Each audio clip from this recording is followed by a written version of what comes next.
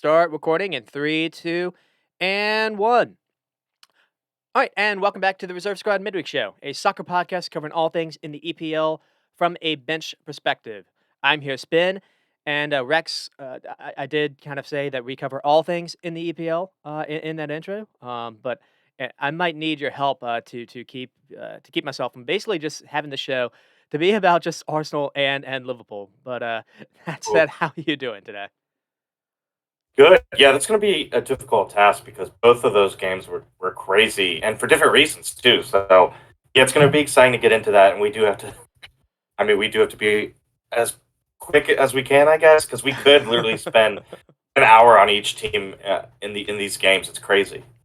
And we're not gonna necessarily dilly around like in the past. I mean, we will do a story of the week, and I think kind of sticking with that a little bit is I think one thing I guess I had I guess before Sunday happened because Sunday made this kind of a goat weekend, at least for me. It was it's actually okay to start on the bench.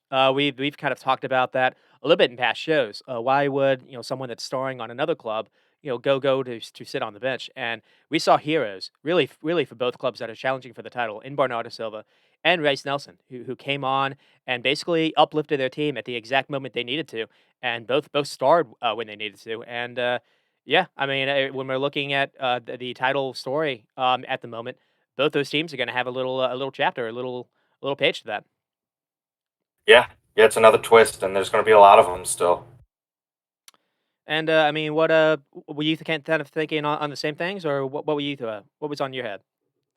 Yeah, well, originally after Saturday, I was gonna say that no, don't judge a book by its cover. Slash, no game is easy in the Premier League. Just like just based on Arsenal and Bournemouth. If you look at their stats, if you just looked at the stats and said, "Hey, guess the score," I mean, you could have thought it would be 3 or 4-0 Arsenal just based on the stats alone. But then the Liverpool game happened, and I'm like, well, maybe there are easy games in the Premier League. So I don't know. It was it was crazy, but I watched a little bit of the United game, and then I went outside to do yard work, and Katie just kept coming out being like, "It's 5-0, it's 6-0, it's 7-0," and I was like, "What?" Oh, it's actually I didn't think about that. To watch that with a United fan would have been She cut bonkers. it off, I think, and then like just cut it back on maybe 20 minutes later just to see how bad it was. But yeah, she got so fed up she didn't want to watch it anymore, and I'm sure a lot of other United fans cut their TV off too. I'm pretty sure after the fifth goal Real Madrid scored, I didn't watch the last 20 minutes, so I can fully understand Oh, that. the Liverpool, yeah, And I think yeah, when Liverpool lost to Villa, 7-2, I don't think I watched, like, pretty much, any of that second half, either, because Villa had, like, 7 kind of early, which was ugh. yeah. It So just doesn't do any good I to can I watch that. I can sympathize, and we are going to spend a lot of time, obviously, talking about that. I mean, mostly just because, to be honest, it came out of nowhere. Now, I know Liverpool beat them basically 9-0 in both games, in aggregate last year, but yet United were coming into such form. I don't think they had lost in 18 games, and Yeah, something crazy. that second half was just bonkers. But like you said, just you have to. You said maybe there are no easy weeks, and if you're off just a little bit, maybe that can happen. But Yeah, anyways, yeah, definitely. we're not going to talk about either Arsenal or Liverpool first because I think not a lot happened in the Man City Newcastle game, but it really set up the story that helped with Arsenal. So we'll start with Man City and Newcastle starting off with. We kind of teased it off last week, thinking this was maybe going to be the blockbuster game of Saturday. It turned out to be not so much. Arsenal actually gave us that offering. But Mhm. Man City do go on to win 2-0. You speak of stats. I think this was a little bit misleading as well because Newcastle for they didn't really necessarily test Ederson that much, but they should have. So I think maybe we'll start Mhm. there. Yeah, yeah, totally. And I mean, the weird thing is, it's a couple games without it's let's see, 3 games in a row without scoring. 2-0. I mean, they're hard teams, but they lost 2-0 to Liverpool, 2-0 to United, and 2-0 to City. And then before that, even like Crystal Palace, they drew 0-0. They scored a goal against like Southampton with a red card. They drew West Ham 1-1. So really, right now, I mean, their defense is still doing well. They're not necessarily, getting those clean sheets that they were in the beginning and middle of the year, but now it's just their offense can't score, and that's definitely a concern for Eddie Howe because some of his guys that were on fire are starting to cool off a little bit. Mainly like Almiron, and then we also talked about Absolutely. there's always there's always injuries up there to either Isaac or Callum Wilson or even St. Maximin. So it's either like they can't play because they're hurt and you have to rely on one or two, or they're just coming back from injury and they're not really in solid form yet, which I think was kind of the case for some of Liverpool's strikers. But I don't know. Eddie Howe's got to find a way to get the offense scoring and maybe get Almiron heating up again. Or I mean, in this one he tried Anthony Gordon, Gordon. so I think he was trying for a spark for the offense there, and it didn't necessarily work out. But I think things like that will eventually, I think, will help. I mean, I think Gordon could provide a spark on a different game day, so we'll see. But he's definitely got to get the offense going because they haven't scored more than a goal. Let me. Oh gosh, it's been a really long time. They haven't scored more than a goal since December 26th. And So literally right when the league came back. and one of the goals that they scored, I think it was versus Crystal Palace. I think it was maybe to even draw that game. They got it. Maybe it wasn't Crystal Palace. It was someone. It might have been Fulham. They scored like really late. I think it was Ishak Oh in the yeah, 90th minute. So they struggled in yes, that game as Fulham. well. Mhm. I think you're right to kind of touch on the lineup. I think that was the story, really, at least when you talk about how this game worked out, because uh, Eddie Howe did do a little something different. Also, Nick Pope started. That was a bit of a Mhm. surprise. I didn't understand, I guess, how the EPL card system works. Apparently, it's only 3 games if for a violent offense, and this was just kind of Right. a handball stopping a goal opportunity. So he missed the final, but he was back for this game. And got unlucky really on the first goal that City scored. But y- you're right; it was a different lineup. We saw Jamash Lascelles get a start. We haven't necessarily seen him. I guess Well, yeah. Shara is still suffering effects from the head injury. But really, the main thing was, like you said, Anthony Gordon starting over Alan St. Maxian, to me, kind of stunned me. And Anthony Gordon didn't necessarily have the worst game, but he was kind of hooked a little into the second half. But I just remember, I mean, this game ended for people that don't remember. This game ended 3-3, and maybe in August. It was one of the earlier games in the season, and Alan St. Yeah. Maxian, made Kyle Walker wanna almost retire after that game. He it just anytime Newcastle were able to get the ball in transition, they looked frightening, and, Callum Wilson played in that game too.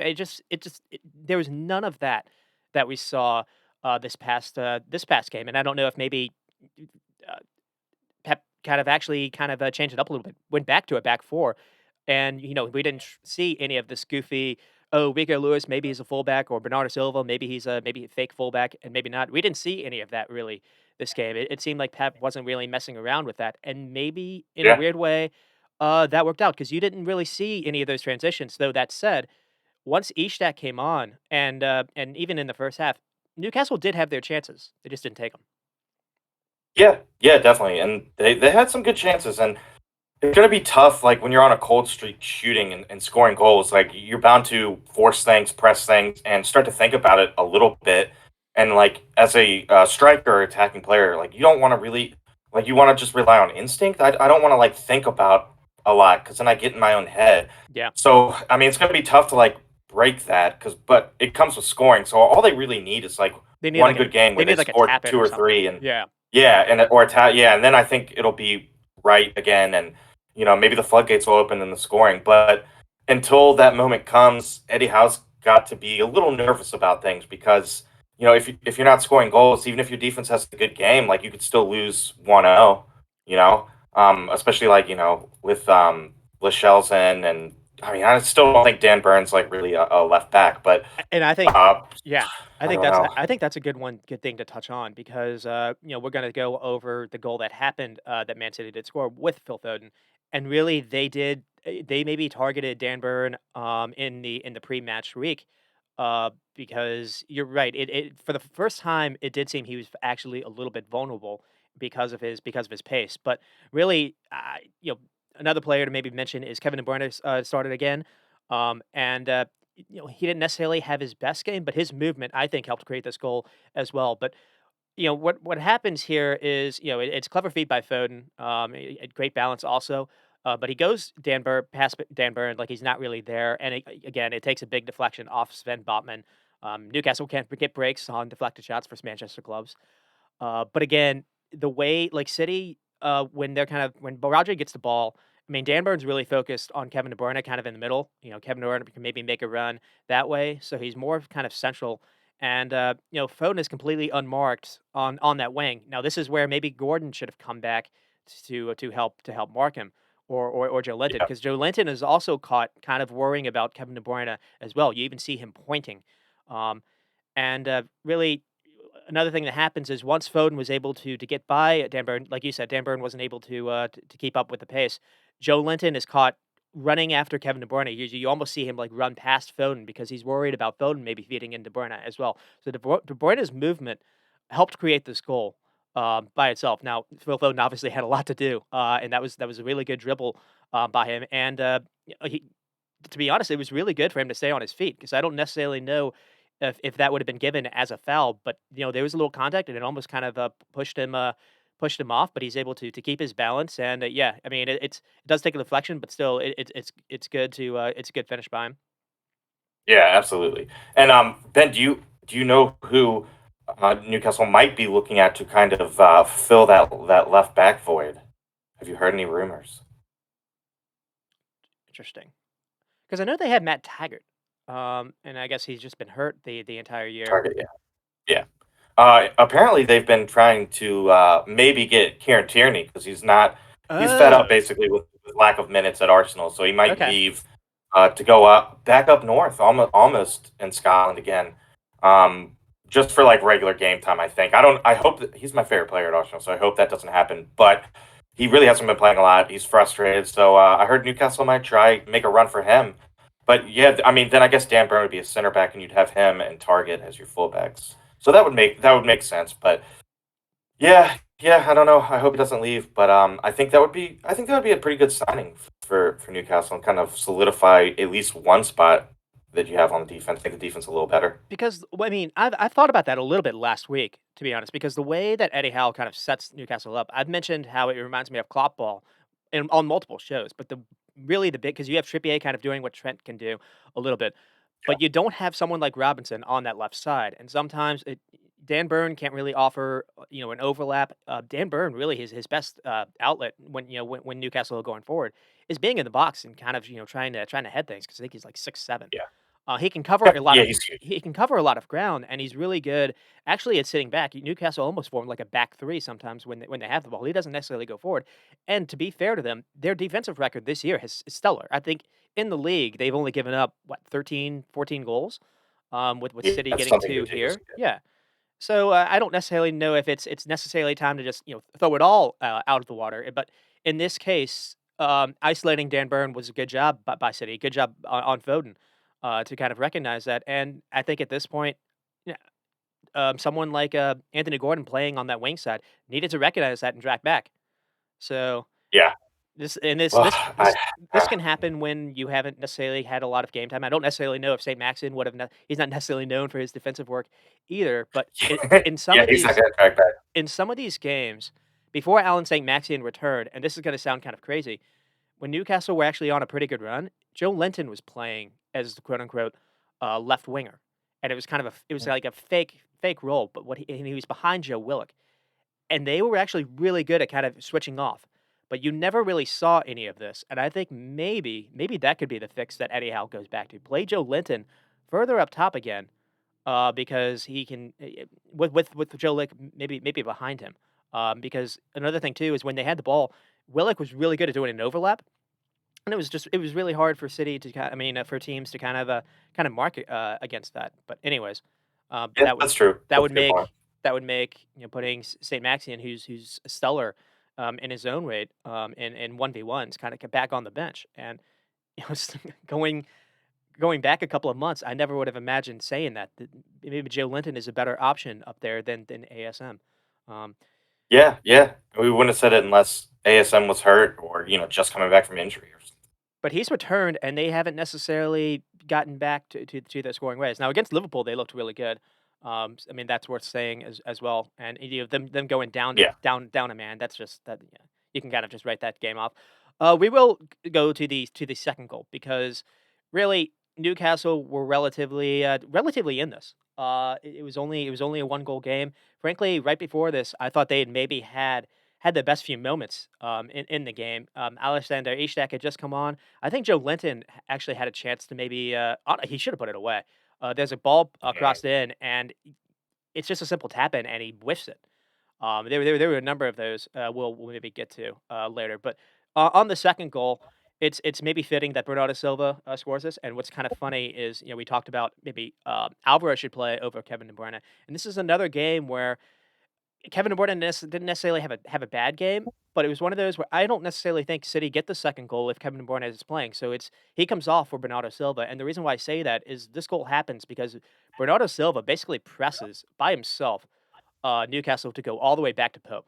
They have the ball. Mm. It's either Botman or someone. Someone tries to do a three ball and it's blocked off.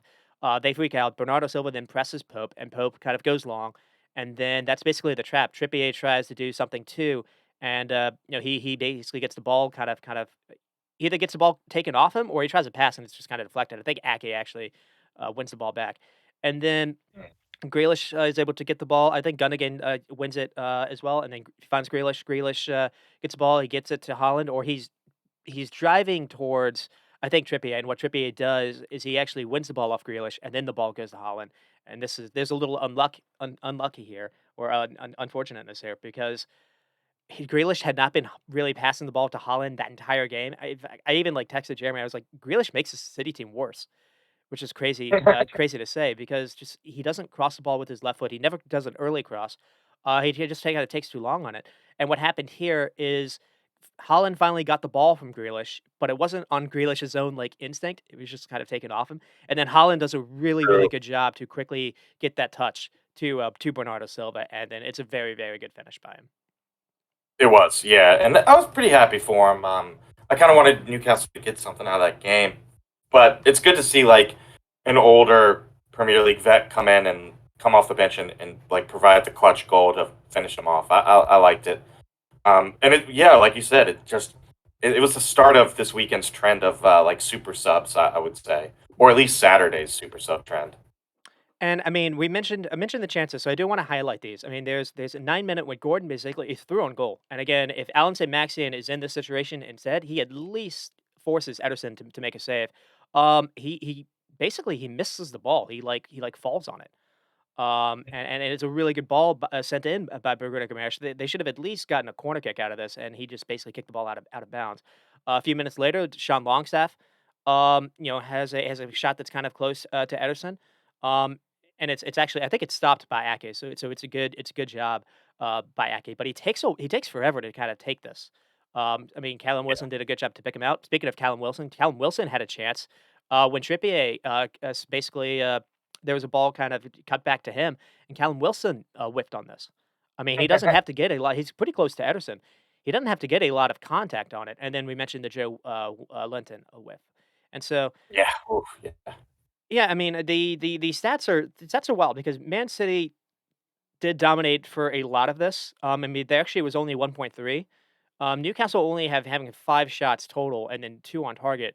And the 5 attempts I think is very deceptive because I can maybe mention 5 chances by themselves that didn't actually lead to shots, but should have. And yeah, Man City only getting 11 and 3. I mean, United had 14 shots and 10 on target versus the same Newcastle team. And that so it was that there were a lot of surprises this game, to be honest. yeah, definitely, definitely. Yeah, and also like, well, you mentioned like some of the surprises, and for me too, just to see Pep with the back four was a little surprising. Not that it was like unexpected per se, but it's just every game you kind of wonder what kind of formation he's going to play. So I mean, another stat I wanted to say is it was maybe before the second goal. So again, Newcastle were in this. Announcers were saying that Newcastle had more touches in the City penalty area than City and Newcastle's one. And so that kind of showed you where the game was going. Also, Holland was very active versus Bournemouth. Now, obviously, a completely different team. That's what we're saying as well. But he only had basically 18 touches in like the 70th minute mark. And he only had 2 shots. But that said, when the time came for him, he was able to help them out because again, this goal doesn't happen without that assist for that second goal. absolutely, yeah, yeah, good call. And so I guess we'll maybe get started with Man City. I mean, what? What do you think of the positive takes for this? Oh man, well, again, like to be able to like switch up formation, go with the back four, and I mean, like Kanji. I don't know what a Kanji is. Is he a center back? Is he right back? But anyway, and then you have Ake playing fullback too. So just to be able to like switch things up and still win, and not only that, but get a clean sheet is always a good thing, and it's part of what makes Yeah. Pep and City so unique and so hard to play is you don't know number one where people are going to play, and then you also don't know what formation they're going to play in, and they can play in a lot of formations and win. So like Newcastle is a really good team this year, and at times City made them look pedestrian. But I mean, a lot of it was Newcastle's finishing, but still to be able to play different formations and to get shutouts in the Premier League, yeah, I mean, it's that's just another element that makes them hard to beat. You just, as a coach, I don't know what you can prepare for necessarily, and there's going to be, surprises and little traps set by Pep every week. And you mentioned the back four, and really, it was almost seemed like Pep understood, at least from that last game, that Newcastle were really good at breaking out on them, and maybe that was kind of the idea because Ake and Walker didn't really adventure much into the attack. Grealish had absolutely no overlap run to work with. So, we kind of called him out. Maybe that's fair. I mean, then again, Foden was able to kind of do it all on himself. So I think there is some of that. The De Bruyne thing is I don't say confounding, intriguing. I guess in some respects because again, just it was just a few weeks ago where I think the conventional take was he had to play. I remember in that game versus for Spurs, there was such a difference when he wasn't because he'll pick out those crosses. He'll pick out those passes to Holland that Pep doesn't. It's not necessarily Pep ball. It's more directness. But when that doesn't Yeah. necessarily come off, he can also lose the ball. His ball retention isn't necessarily great, and Pep's whole thing, I think this is really why he likes Grealish, is ball retention. He likes just basically smothering you in the final third, and eventually that's where the goals will come from. So y- y- it could just be a one-off. He was very good in their FA game, to be like in the week before, and again, I do think that his run helped create that first goal, and he did. He also had a cross that nearly found Holland. Holland maybe should have put a better header on it. So it wasn't necessarily like he was bad. So. Yeah, yeah. We've seen better, but he Mhm. wasn't bad. Yeah, And what do you think of Phil Foden's recent form? He took a while for him to get back into the team, and ever it since really. then, he's Yeah, he's he's looked he's looked quite good again.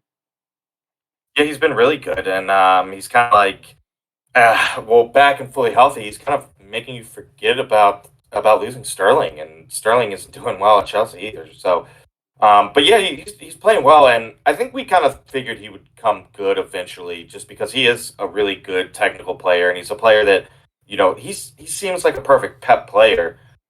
So I think honestly, it was just a little bit of rustiness after that injury, maybe, because like you said, he didn't play at all really. And I think didn't he get sick too? I think he came back and then got sick and then couldn't play. So Mhm. yeah, he looks good. I think we all kind of, well, you and me at least, figured he would come good eventually. It was just a matter of like when, not if. And he's the perfect Pep player, I think. And Pep's gonna get him going. You would think if any manager could get him going, it would be Pep. So I don't think there's anything to worry about. I think we haven't seen the best of Foden this season yet, though, which is another frightening thing for if you're playing against City. Just Mhm. more guys to worry about. Yeah, because I mean, maybe like the one kind of thing would be with him playing kind of as a wide player is he doesn't necessarily have that pace to kind of make a run in behind. Necessarily, he's not necessarily going to be the guy for transition moments. But when you have the ball kind of in the box, I mean, you saw him. He does. He's quick with the ball. I guess we'll put it that way. I mean, obviously, you saw that with what he did with Dan Burn. Dan Burn wasn't able to keep up with him. Um, One thing that I kind of noticed that was different is sometimes City, their ball progression is just absolutely just they'll put you to sleep sometimes. It really is. They try to pass the ball all the way up the field. It was different this game. Rodri was doing a lot more cross-field switches than I normally see. Basically, the goal comes from that. They were finding he was trying to find De Bruyne on a couple of these. De Bruyne was actually moving a little bit more to the left side at times. And another thing that's interesting to me is again, I'm not necessarily sold on Kanji necessarily and Ake. At least when Yeah, they have the ball at their feet, because we'll talk about another team, Brighton. It is so much different, or Arsenal with Gabriel and Saliba, and in some respects, it's so much different when they have the ball at their feet and they're passing. Though Gabriel didn't necessarily do that well for City. yeah. Um, Mhm. but I guess that's kind of it. And up next for City is Crystal Palace, who aren't basically they're desperate. Crystal Yeah, Palace are going to have Wilfred Zaha, which we saw him finally return, but they aren't going to have Decore. And Palace, with at least with Gallagher last year, was able to get points off City in both games.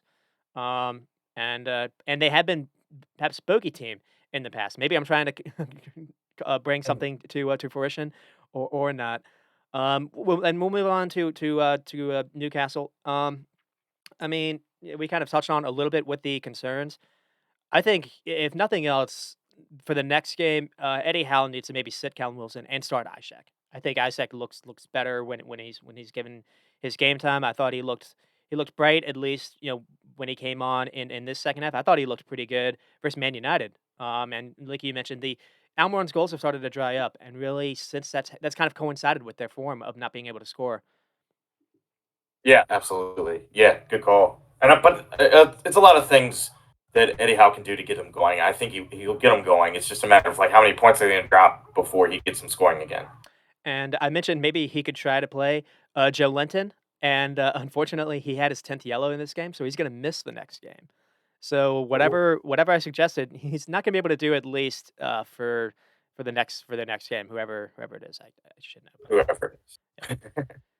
And yeah, again, just it's the same old, same old. Basically, a lot of the things we said last week kind of showed up here, just with their form in front of the goal. And just it's going to be harsh to kind of criticize the job that Hal's done because he's gotten to the point where he's got them kind of overachieving, and that's a really dangerous spot when you're a coach because the second kind of you revert a little bit more to where you Yeah, should be, you start to actually get hit on that. You're yeah, hitting you basically you're hit for you're punished a little bit for your success. I think we're maybe kind of seeing a little of that because it was only a few weeks ago where everyone's kind of penciling them to at least maybe get the 3 or at least hit the mhm. Champions League spot, and now that's maybe in question. Um, Yeah, yeah. Fourth is pulling away from him a little bit, but yeah, Ben, absolutely right. It's not an enviable position when you come out and you're like firing on all cylinders, and fans kind of like get their expectations up too, yeah, and then eventually, like you're gonna flatten out a little bit with a little up and down, but like Eddie Howe in Newcastle was just like 90 degrees straight up. So yeah, like anything, like you start just drawing some games, people are gonna be like, why aren't we winning? The fans get used to that, and they build that expectation up. because the thing I try to think about is at least like when you think, like, don't necessarily think about how you feel in the moment. Especially once the season is done, that's maybe the best way to do it. Think about what your thoughts were in August or before the season started. I think I asked you that Right. with Arsenal last year, because Arsenal kind of had a similar kind of a little, I wouldn't say a disappointing kind of into their season to finish 5th and outside of the Champions League spot when it looked like they Oh kind of yeah. controlled their destiny as well. But no one was expecting Arsenal to even be there at the start of last season, and it was one of those stepping stones, I guess you could say. Yeah. Oh yeah, absolutely. But the same thing like could be said this year if Arsenal, let's say they finish second and City win.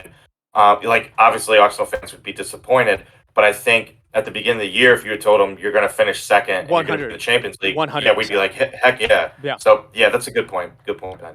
And so Man City do go on to win. They put a little pressure on Arsenal, and so does what Arsenal do in response. And so we'll move on to Ugh. Arsenal and Bournemouth. I'll try not to spend 30 minutes on this game. It really, I guess we'll get kind of got started really quickly because Bournemouth got started really quickly with 9 seconds on Philip Billing scoring. And not the fastest goal in Premier League history, crazily enough. I actually was like, how is it not? I looked it up, and I think it was 2016. Shane Long scored in 7 seconds, so it's the second fastest goal in Premier League history. So fast that I was Shane Long. upstairs and not even ready for the game. I was upstairs getting like my shoes or something, and I came downstairs like 11 seconds into the game, and it was already 1-0. Katie was like, "You missed it." And I was like, dang it. I'm not gonna lie. I mean, I did have it, but I was looking on my phone. I had to go back. I had to go back and rewind it a little bit, and I was like, "Wow." And we're gonna get really we'll touch on all the goals that happened, but I think the lineup news for Arsenal was a little surprising. Now, the games are really coming quick and a quick turnaround. They did Yeah, recently play, yeah, they played in the midweek versus Everton, and while it looked easy at least on the scoreline, Everton at least forced them to work pretty hard in that first half. And so yeah, definitely. you maybe saw that a little bit in the legs. I mean, we saw Xhaka bench for Fabio Vieira, and this is one of those games where it didn't necessarily work. I mean, I think maybe Arteta thought that they were going to have so much of the ball, it would work to have a more creative kind of player. But really, Arsenal had all these kind of creative players, and what they missed was someone physical. And I Mm. actually think when Xhaka came on, you actually saw a little better play out of Zinchenko because Xhaka recognized when to go out, go out on the wing to maybe be an option to at least drive someone further away. Or again, a lot of that was just winning second balls in the box. And Xhaka is a bigger player than Fabio Vieira. Um, Oh yeah, absolutely. and But then yeah, you're definitely right. I think Arteta was like, we're gonna play with like two eights and one six this time, and have those two creative players up there, and maybe we can break down like a compact Bournemouth. But yeah, it didn't really work out too well. And I think you're right though. Like Zinchenko and Vieira just aren't used to really playing together, and it's more Zinchenko and Shaka. Those are the guys that have been playing like every game, so they're more in tune to each other. But And then really the main one was Ben White was rested for Tomiyasa. And we saw this backfire a little bit versus Man City. I'm not necessarily going to say it backfired because it's not necessarily like Tomiyasa is responsible for any of the goals, but you did see that right side suffer a little bit. And when yeah, Ben White came in, obviously, I mentioned how Reece Nelson was a second half hero. Ben White was as well, which we'll get to. absolutely. Yeah, yeah, definitely. And so, I mean, so we'll get started with the first goal. I don't want to necessarily just only focus on the goals, but you do have to touch on a little bit because this is almost like an onside kick, like with Hmm. NFL teams. Like when they like switch the side, they did something. It was almost like a set play, and they have everyone on kind of on the one side, and then they had like basically one of the guys kind of uh, run around to kick it. This I think is Watatara kind of gets it on the wing, and one of the issues here is Fabio Vieira is late to close down, and Zinchenko doesn't really get tight enough either, and Watatara is able to get that cross. I think that's where the problem happened. And then it's a matter of I think Gabriel kind of fails to clear the ball. Maybe it goes behind him, and it just gets to Billings' feet. I think Saliba is maybe caught napping as well. It's 9 seconds into the game. It's you can't. It's harsh to kind of put blame on really anyone. Yeah, yeah, maybe just the whole team and kind of sleeping a little bit, but you got to be ready, like at all moments, even a second into the game. So I think they caught Arsenal just a little off guard and a little sleepy, maybe not like as prepared for that first 10 seconds. But I mean, if a goal will do it instantly, that'll refocus you. And they did wake up, within for 5 minutes or so. I remember Odegaard having 2 really early efforts. I liked the aggressiveness. Saka had a save, on Neto as well, and then really this game could have changed on this play, because it is a fantastic save by Ramsdale. Out of nowhere, kind of Bournemouth one of the negatives to maybe being aggressive is you try something, you try a shot or dribble, and if it doesn't come off as a deep block, that's when you can be counted on. This is what Bournemouth were basically just baiting Arsenal to do. And Xhaka tries a shot and it's blocked. And because it's blocked, that allows Bournemouth to kind of break out in numbers. I think it's Shalanki and Billing. They get the ball. I think it's Billing. Billing tries a square ball. He does the right ball, I think, to Watatar. And Ramsdale just has a monster glove save. Oh, it was amazing. I honestly thought it was going to be a goal, and man, that was a brilliant save, and absolutely could have changed the game. It did change the game, and that's where like having a really top class keeper. I mean, there's only a few of them in the Premier League. I don't even know if I mean, I guess Ramsdale's one of them, but just having one of those like top 4 or 5 keepers in the league, it can get you points in a game. And right here, that might be the difference between 1 point and three. For a Bournemouth fan, that had to be cruel too because they had Ramsdale before Arsenal. Right. That's right. Uh, Relegated with Ramsdale. And we'll move on to the second goal, which also came from Bournemouth. Senese. I think I have the 55th minute. I don't know if I necessarily have the times right. And there's a few horror moments a little bit for So, Thomas Partey. So he first commits the foul on Watatara, giving Bournemouth a free kick. Arsenal don't really do well with the free kick. The free kick actually ends up leading to a corner kick, and then again, it's a weird.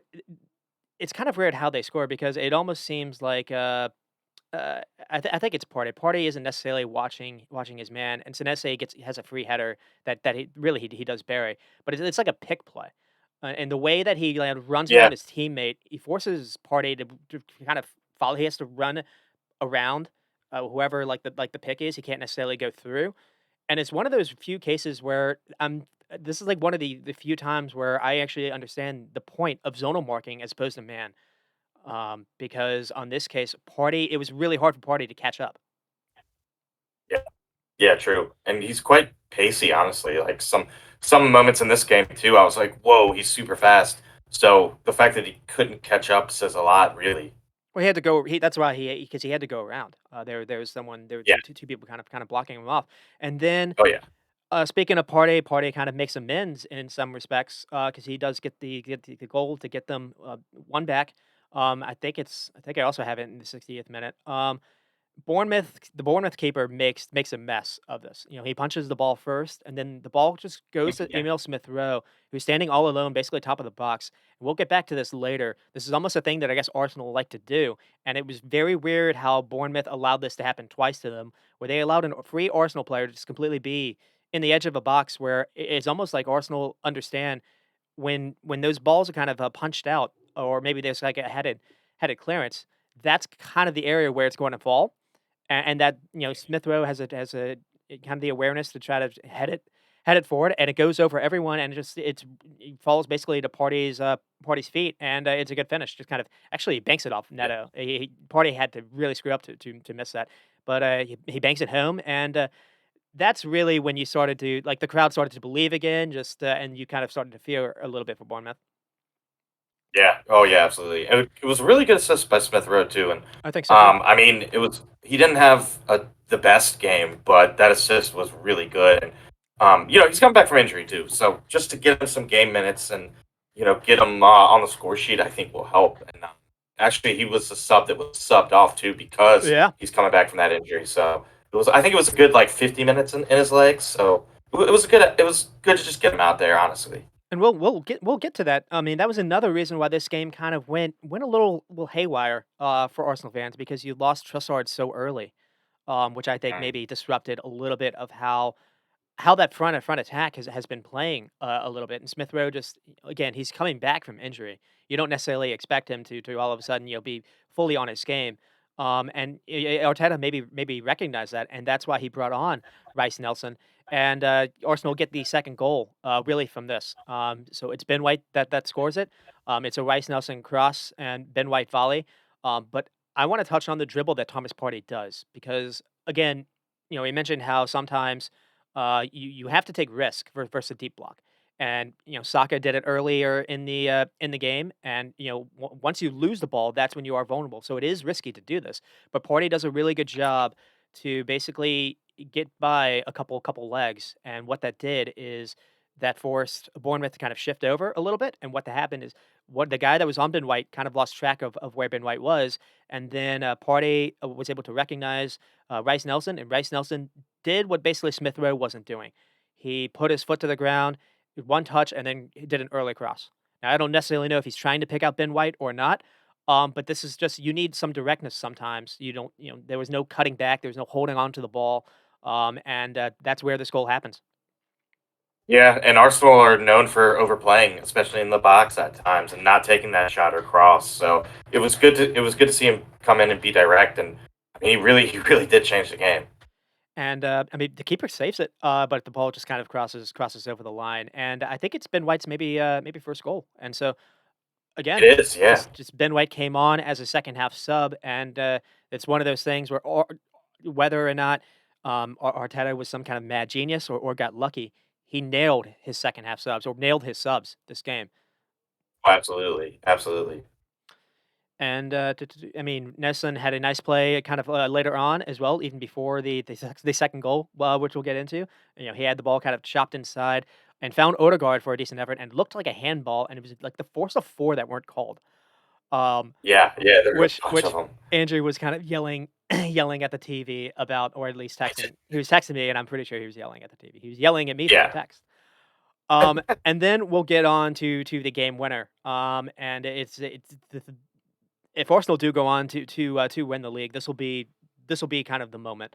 I don't, and maybe I shouldn't necessarily say that. It's putting a lot of pressure on him, but this is special, and Arsenal fans should just kind of wherever they were in this moment, they should remember this because just watching it as a neutral, I felt this the way it happened, the spectacularness of the goal, the how you weren't really expecting it. I felt like I was rewatching Allison's header versus West Brom a few couple Mhm. years ago.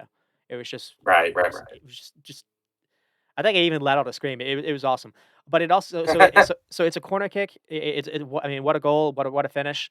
I was expecting him to like slice it out of bounds. I was even saying don't shoot because I figured it was maybe the last chance. But a few things happened in this as well.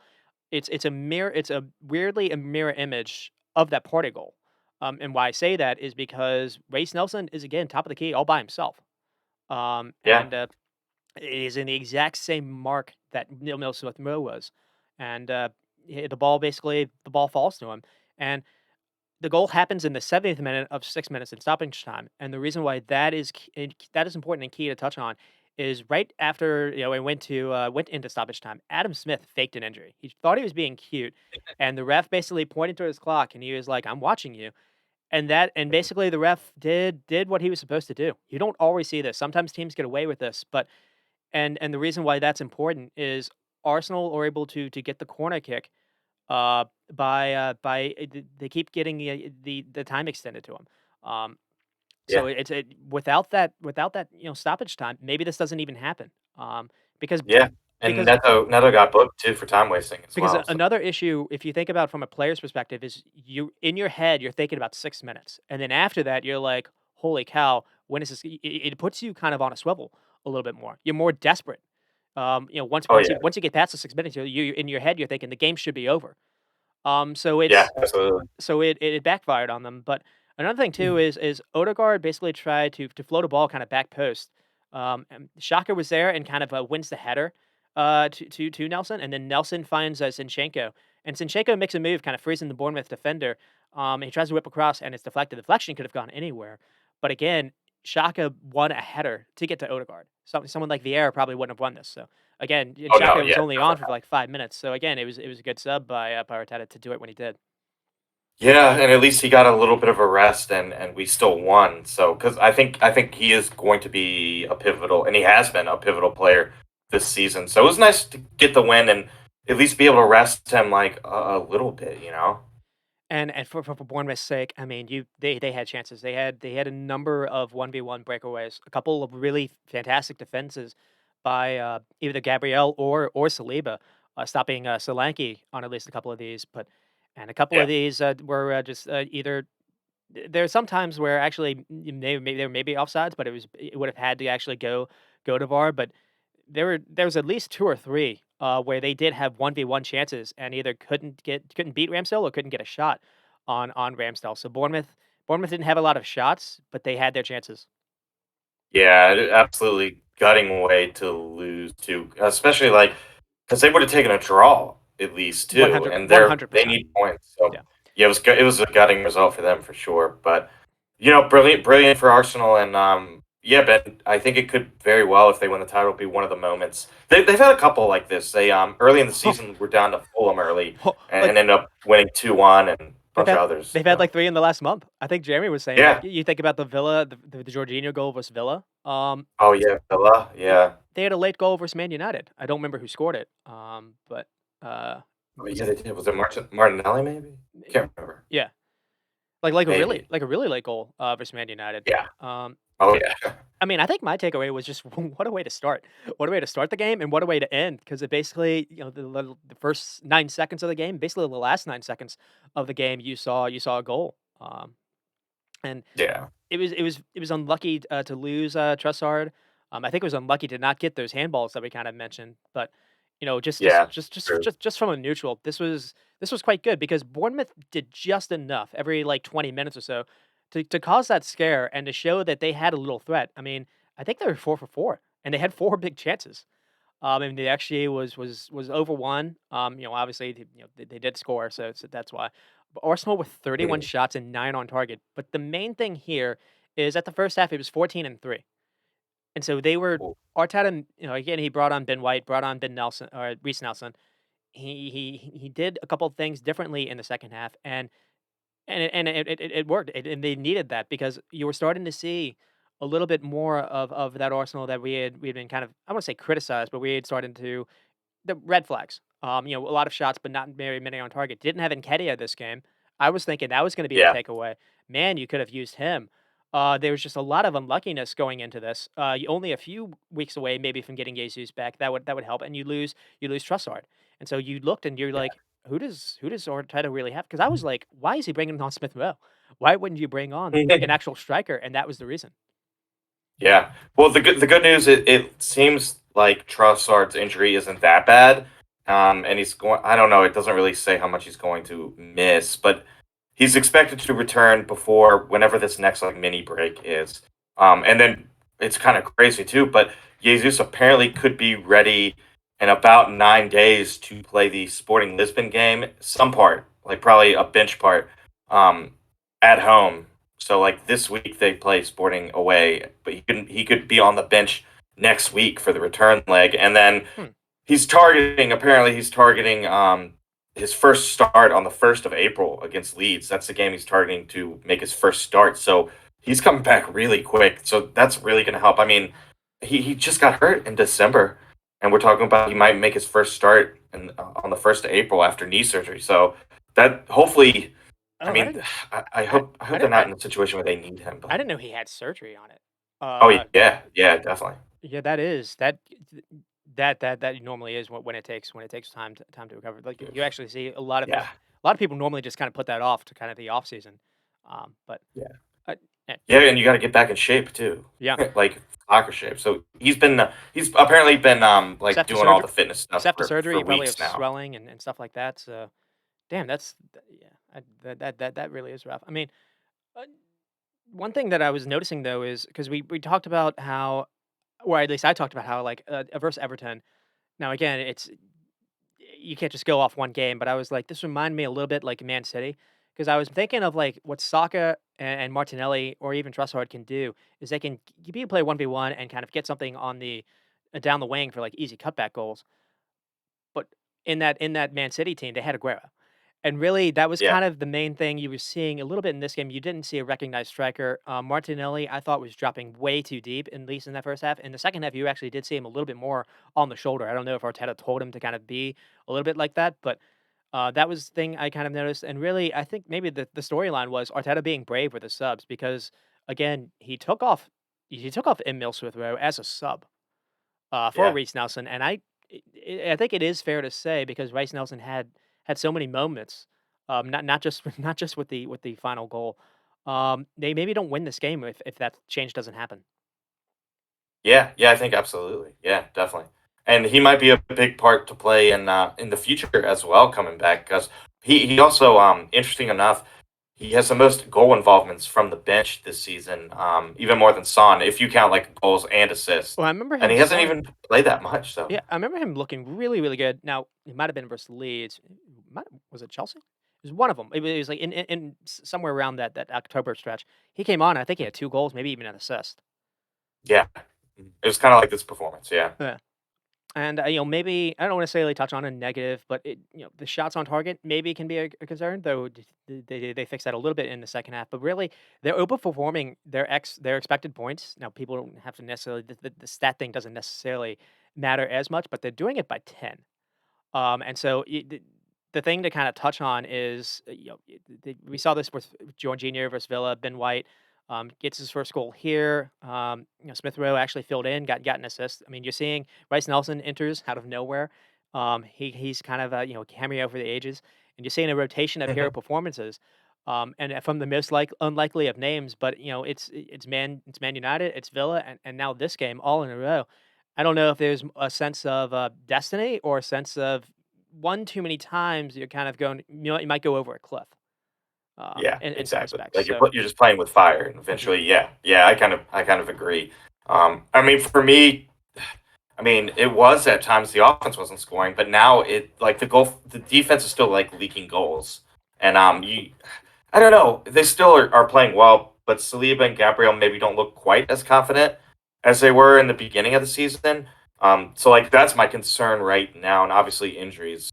But I think we'll be getting some people back. I think Nketiah just had like an ankle knock, so he should be back too.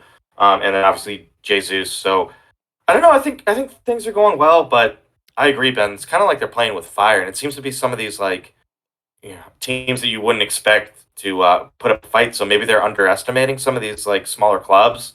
I don't know. Well, I mean, you're getting production. Like I said, you're getting a wonder goal from Jorginho. Jorginho is not necessarily known for scoring outside of his PKs, and Yeah, like I said, you're getting action from this kid Rice Nelson, just giving you a wonder goal. Itself. Ben White, like I said, gave you his first goal. You're able to do the stretch. I think Arsenal at the start of Christmas had a 5-point lead over City, and everyone was worried, "Well, you're missing Jesus. This is where it's gonna maybe hurt you." They still have a 5-point mhm, lead over City, and you're about to get Gabriel Jesus. So that's maybe the way to kinda be a little bit more optimistic. I like that approach because April is gonna be a big month for you guys because you do have to play Man City still. I think there are a couple of big boys kind of scrunched together. It's not the easiest schedule. The Brighton maybe yeah, mixed in as well, but getting Jesus back he doesn't necessarily now he before he got injured, he was in bit of a scoring rut himself, but what he was doing is he yeah. he creates offense for others. And he's been away for so long, he might just come back on an absolute tear. So He that is could. that Yeah, that's worth saying as well. One thing I wanted to absolutely. kind of end off with, to see maybe what your thoughts are on this is, I think from an outside perspective, this is kind of unfair to Arsenal fans this year because everyone has been waiting for them to basically everyone's been trying to downplay their campaign. And you had the Everton performance, and basically everyone kind of came around, I myself included. I compared them with Man City, and then you have that first half where just online it was nothing but like, "See, I told you so." Pretenders, joke artists, oh, gonna give it to City. And just to be honest, I think you guys deserved to experience that second half, and especially it deserved to experience that kind of moment with Nelson. So yeah. Yeah, I mean, yeah. I guess we deserved it, but they do have to play better though, Ben. And I think you put it perfectly. If they keep doing this, eventually they will, fall off the cliff. They're going to be on the wrong side of one of these tight games. You would think eventually.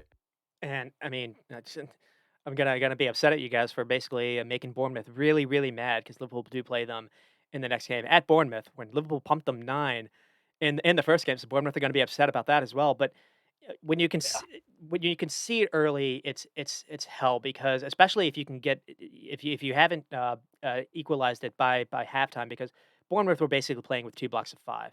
And it was so hard for Arsenal to necessarily, and that's the reason maybe you saw like Martinelli was struggling to kind of get touches on the ball. At Saka, anytime he got the ball, was marked by 2 people, and he was cutting inside. There wasn't a whole lot of width, and I think, sometimes it really does take someone being able to beat someone 1v1 to kind of unbreak that, and that's what we saw Partey do maybe for that Ben White goal. So Yeah, absolutely, absolutely. let's see, and with Bournemouth, it's just that really is heartbreaking. But they had their chances with Solanke, Billing, and Watatara, with some breakaway moments. And one thing I actually texted my brother in real time, I think it was like the start of the second half, was one thing to maybe be hopeful about is Bournemouth. I think are league worst at defending corners. At least they're up there, and they Ooh. gave Arsenal like 17 of these. So when you play Yeah, such a there's such so a many. such a defensive game, all it takes is just a little deflection here or there, to give up a corner, and, yeah, two of these goals came from 2 corner kicks. Yeah, good point. And, let's see. Oh, yeah, the good news is, you don't have, Arsenal and last 2 games for Arsenal and City, and, you don't have anything to worry about with them, but you do get Liverpool next. So, we'll I don't see. know though. Yeah, we'll We'll see. We'll we'll see. Oh see. gosh, We'll yeah, see it's gonna be how interesting. that works out. There have been times when, like, I mean, Liverpool beat, like, Man City and then turned around and lost to, Leeds, earlier in the year, but I think, with Darwin Núñez, hopefully everyone can kind of, stay healthy. Konate, Liverpool's gonna at least score on a corner kick, regardless of what they do the Yeah, rest of the game. Speaking of yeah. Liverpool, we will move on to Man United, and Liverpool, and this one ended with a touchdown. Um, 7-0. 7-0 really was the score. Goals from Gakpo. And what the minutes of these is insane. Yeah. Gakpo in like the 42nd minute, and then it was all in the second half. Nunez, Gakpo, Salah, all in really like 8 minutes. And then Nunez gets five with a header. Salah gets his second goal, and the reason why this was important is or significant is he is now the club leader when it comes to EPL goals. I think he passed Robbie Fowler, which is a Yeah. significant individual mark himself, and that's the reason why he went shirtless. He does that when he actually has a big goal. I don't think commentators has kind of touched on that yet. And then the cherry on the top was Bobby Firmino kind of coming on and getting his goal, and because it had just been announced that he will not be returning on the summer. He's going to let his contract in, and the reason why he even cited it's he sees the young people coming in and he wants to give them a shot. And so good for him. And it was an awesome moment. The crowd was singing "Si Senor" before, basically as he came on, and then you kind of heard that sung out through after the goal. It was almost like the "You Never Walk Alone" chant that they all do. That was really Mhm. cool. Yeah, yeah, it's crazy, and it was a good for like you and Liverpool fans. It's a good group of goal scorers that if you get those guys like firing, they're going to be unstoppable. Gakpo a double, Darwin Nunez a double, and Salah a double, and then like you said, Firmino coming on and scoring two. I mean, if you get those guys firing, and they're on a hot streak, I mean, it could be shades of the old Liverpool with Mane. Well, there's going to be a lot of talk about that. Is this the new front three? Is this going to be shades of old Liverpool? And I don't think so. So Yeah, on the graphic, we'll touch on the lineups first. On the graphic, it's 4-3-3, and that's really what I thought it was going to be as well. And when I first saw the lineup, I even texted you guys. I was worried. I didn't know how Henderson was going to be as an LCM. Elliot is LCM as well. I kind of figured Fabinho by himself there might be some issues. And what really happened on rewatch is it was a 4-2-2-2, or really basically a 2-2-4 with Robertson and Trent kind of providing the width as the fullbacks, and then Kanate and Virgil. But it was a box, and you kind of see this all throughout the game. At least on the second watch, is there's a box of almost four in midfield and with the striker line. And so, Elliott and Gakpo are the midfielders. And so it almost seems like they've brought Gakpo to not necessarily just be kind of a false nine guy. They've brought him to almost kind of be a midfielder as well. And I think you really saw that. And the reason why Hendo and Fabinho were better is they were together as a pivot. And you saw Salah and Nunez up top. And the reason why this is key is Salah and Nunez were not forced to be touchline wingers. They were yeah, significantly more getting touches inside the Man United box, and this is something that we haven't necessarily seen really all year. And a lot of people are going to be like, "Oh, Man United were just awful. They gave up."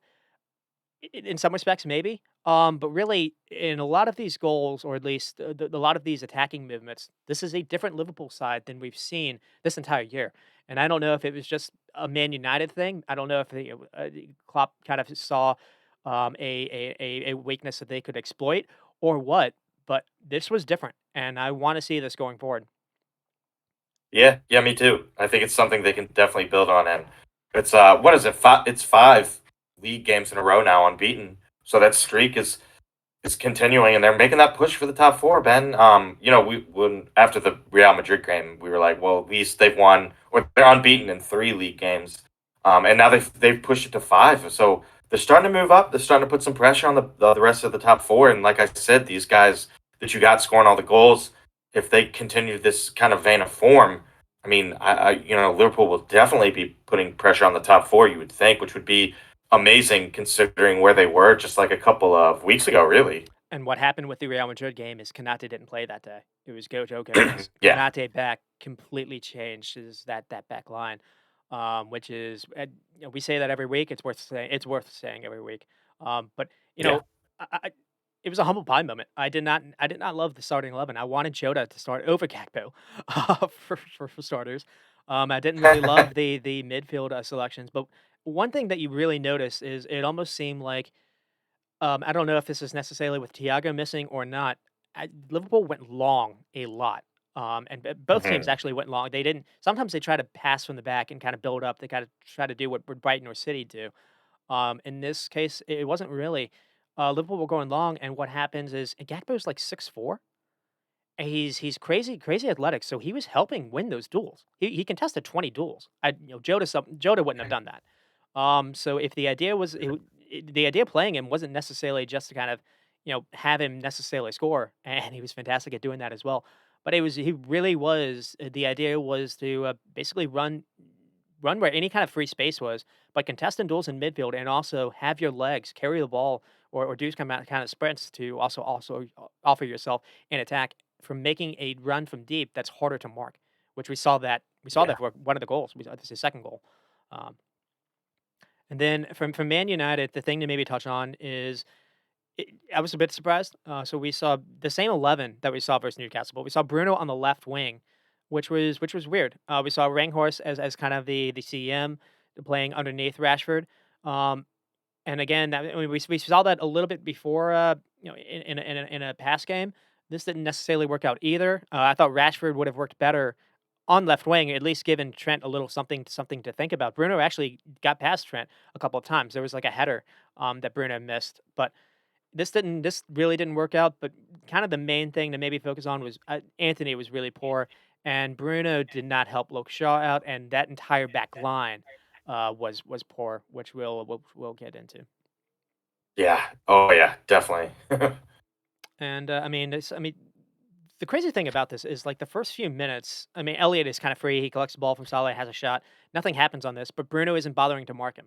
It's a free shot, and we kind of see this. So when you play on the wing, you have to run back sometimes, or Mhm. your fullback has faces issues. Um, and really, the first 22 minutes, I thought Liverpool were just all over United, wave after wave of attack. They were second. United was second best in any kind of second ball, second best in any kind of challenge. They were not able to withstand any kind of pressure. When they got the ball, they were giving it away really cheaply. And then, kind of out of nowhere, um, it seemed like, and I think like in the 24th minute, there was a stat that showed up. It was Liverpool had 20 touches in the United like opposition box. United had two. Ooh, Um, jeez. but That's really, pretty damning. the thing is, like, the reason why Liverpool were dominating that opening 20 minutes, it showed out in the second half.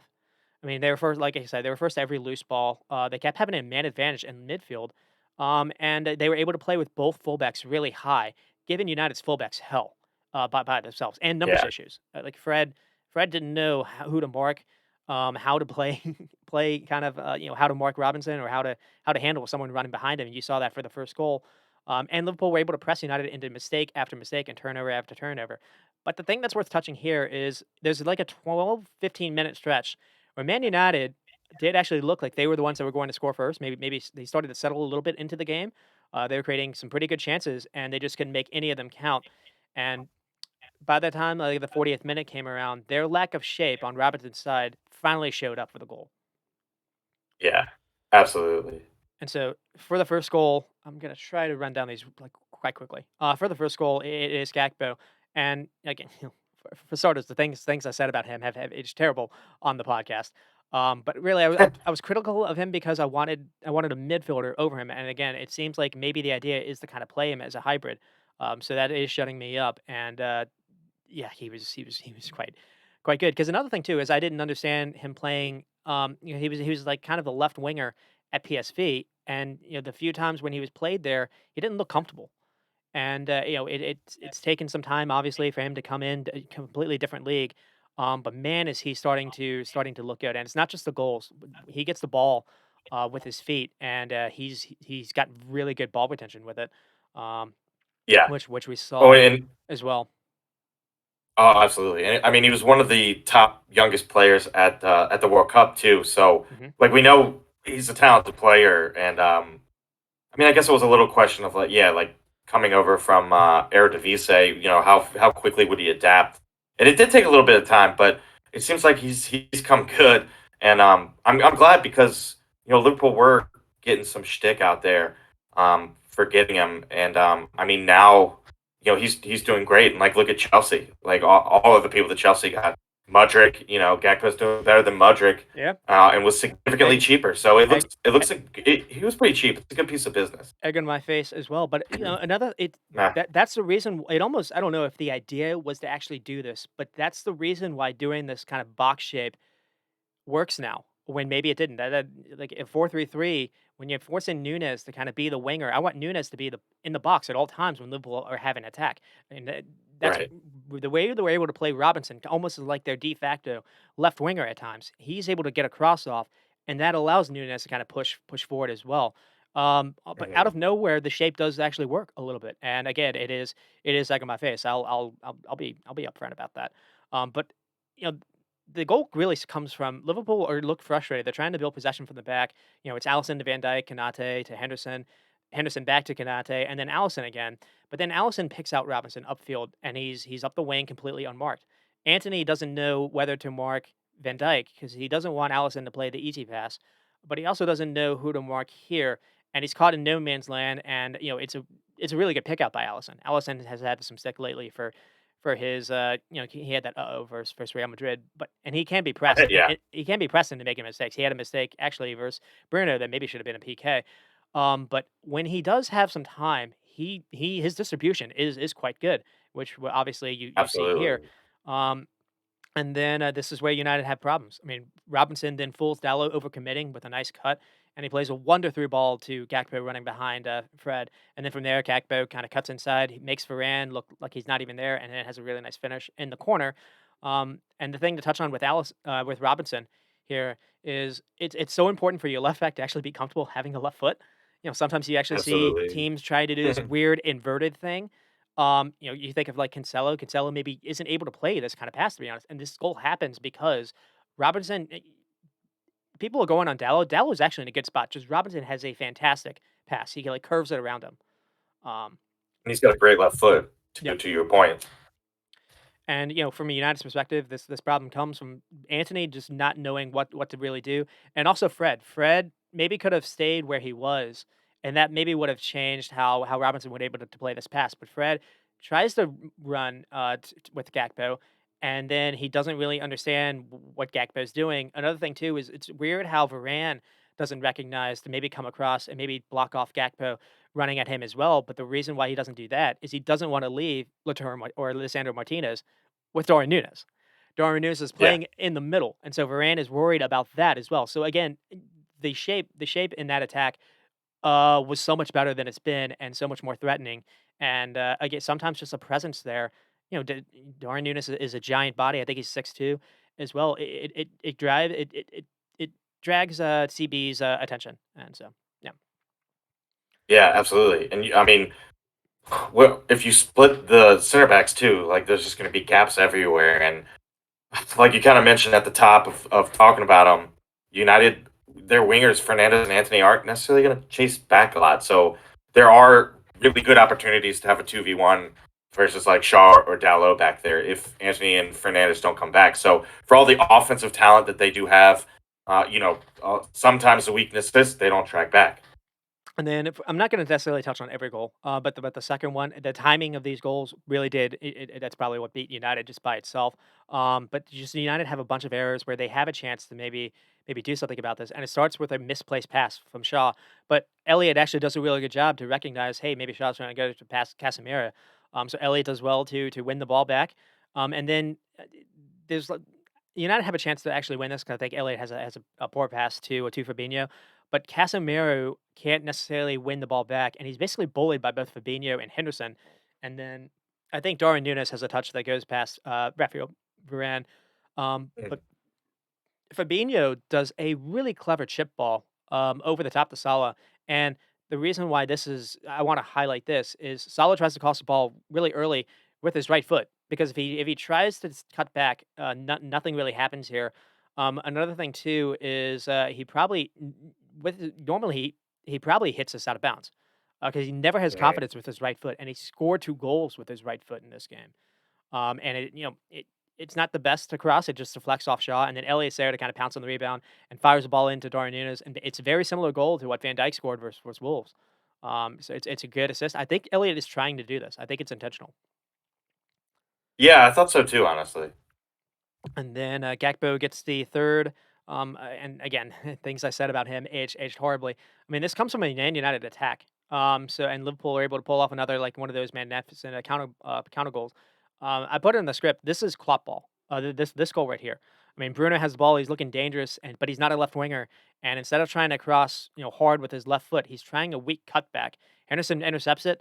So it's good play by Henderson, and then Gakpo kind of gets the ball, controlling it with his knee, and he's strong. Like Anthony or someone might be. It's not Martinez. Anthony, I think, is trying to press him, trying to get the ball off him, and Anthony is like 5'8", and Gakpo is 6'4". But Gakpo is strong on the ball, and then he waits to play this pass, and he plays it perfectly to Salah running, making a run down the wing, and then Salah decides to basically go FIFA on Sandro Martinez. He kind of puts him on his backside, um, and then he's able to kind of play a clever ball to Gakpo that's running behind Shaw. Shaw does bad here. Shaw needs to recognize what Gakpo is because this goal really shouldn't have happened. As for as good as Liverpool were, and then the Gakpo finish was fantastic. Just a flick over De Gea, and it's one of those things where Gakpo maybe had a chance to do a similar flick kind of finish versus Crystal Palace. It didn't come off. It came off here, and it was fantastic. Oh, absolutely. Good finish. Good goal. They had a couple good goals too. It's nice to see, you know, free flowing, but also like scoring some. And then, for the fourth goal comes again from Man United basically having a corner kick. So if you're this is where if you're a United fan, you have to be peeved. At least, for a couple of these goals, maybe unluckiness. When you're giving up goals when you're the one on attack, and you're being counted on like this, that's a sign that you're not running back. And that's really what happens here. There's a little luck here. I think Darwin Núñez is trying to feed Salah the ball first, and then I think McTominay has come on at this point. He has a deflection. The deflection goes to Salah, and then he just absolutely rashes this with his right foot. And it's one of the first of two with him with the right foot. But it's Salah in the middle, and it's Salah with his right foot. And again, if he could play like this more, I think there's 6, 8 goals a season that he's leaving on the table. So Which is crazy because he's scoring a bunch. But yeah, you've been talking about that, last year too. If he could just use his right a little bit more, it would change his game 100 completely. 100%. Which is insane because he's already like scoring a shit ton of goals. So And then, for the fifth goal, it's a Darwin Núñez header. The only reason to touch on this is Henderson hoofball maybe works sometimes, because Henderson kind of gets the ball. It's a really good flick by Henderson.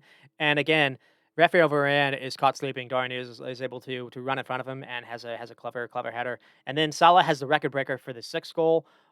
There's not a ton to really talk about here. It's just I think Luke Shaw is just kind of tired at this point.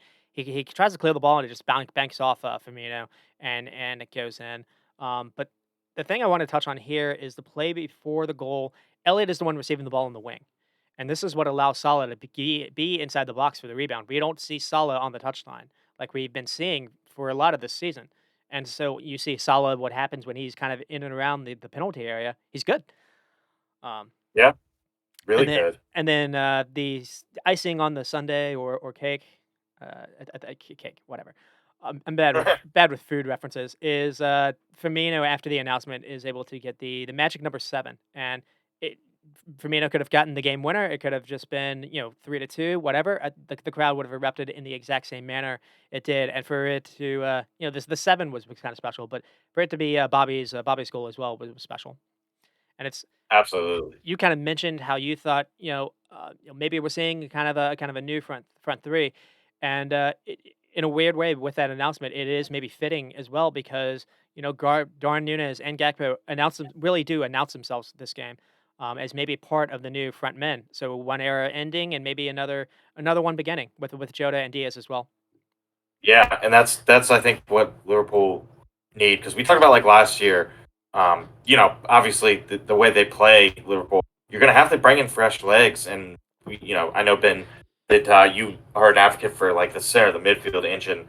But if you can bring in this new front three and get them firing on all cylinders, I think it will eventually come good. I mean, you still obviously have to get that midfield straight in the summer, but if you can rebound from the start to the season and even like I mean the middle of the season too. You can rebound from that and get top four. Yeah, I think Klopp will stay. Things will settle down. And I mean, hopefully they get some of that center midfield, fixed and revamped at least, bring in some young, fresher talent that can run. And I mean, it's totally turned around potentially. I mean, the reason to focus on the midfield is the way when Klopp just doesn't change formations usually. So when you play 4-3-3, you need your eights to be able to do a certain job. And Yeah, absolutely. another thing too is you need when Liverpool like doing the passing from the back. They like this build up. And so you need your eights to be good on the ball. And for the longest time, Henderson doesn't necessarily have the legs to do that anymore. And when he receives the ball kind of on the right side, he struggles. He struggles on receiving the ball on the touchline. Here, you're able to play him a little bit more centrally. This was a double pivot. I really do think I do think Klopp changed something in this game, and so you don't necessarily need your midfielders to be eights here. You need them to be 6/8s. You're able to give Fabinho cover too. In this case, you'd be able to play Bacic and Fabinho together, and you're able to play Gakpo and Elliot. Elliot isn't really a midfielder by trade. He's kind of a winger that's been forced to kind of do this. Elliot had his best Yeah. game, I think. Well, he looked good versus Wolves. He had his best game in this game. And so I want to see this box kind of thing tried again. And we'll see if that'll be the case. Yeah, I mean, I would imagine Klopp would play it again just because, so much success. Like, why would you change it up? At least go with it until, you start losing or it doesn't work anymore, right? So, yeah, I don't know. It's exciting, Ben. And but Liverpool, weirdly, they've had some games this year where they scored a ton of goals. Because then who was it? Bournemouth in the beginning of the year, Bournemouth they and had that seven. They had seven versus Rangers as well 7. Whew. in the Champions League. Just it's a different season. We have focused on the midfield in a lot of these games. It's a different season if Mhm. Kanate has been able to play the whole year. Yeah, I don't yeah, necessarily. true. I'm not going to say they would have been up there with Arsenal and City challenging, but they would have been. I think they would have been three comfortably. I think they would have been higher than United in the table had Kanate been able to rest the season. Because honestly, when you think about it, might be homerish or not. I think Liverpool fans need to, at least Liverpool fans themselves, need to maybe think this. Who cares what the outside world thinks?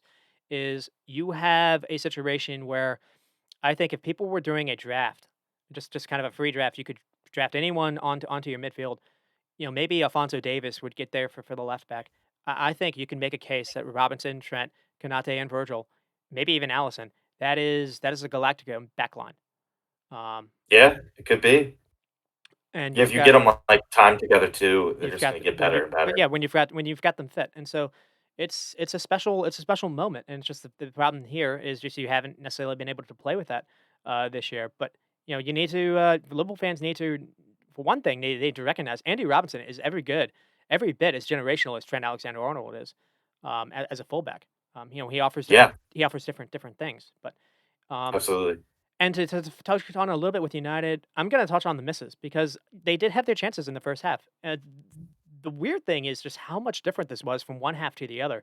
I mean, again, Bruno header right at the post. Maybe could have, maybe Allison saves it, but maybe not. There's a really poor touch by Rashford near Allison. Again, this was kind of happening all in this one like 12-minute stretch. Anthony got the ball free on the left side, and he's not playing Rashford a square ball when maybe he should. And there's a cross race. It might be Bruno. He actually plays it, but then Kanate is able to block it away. Dallo sent a really good ball in, looking for Rashford running behind Kanate. It's overhit. Then Elliott played a pass right to Anthony.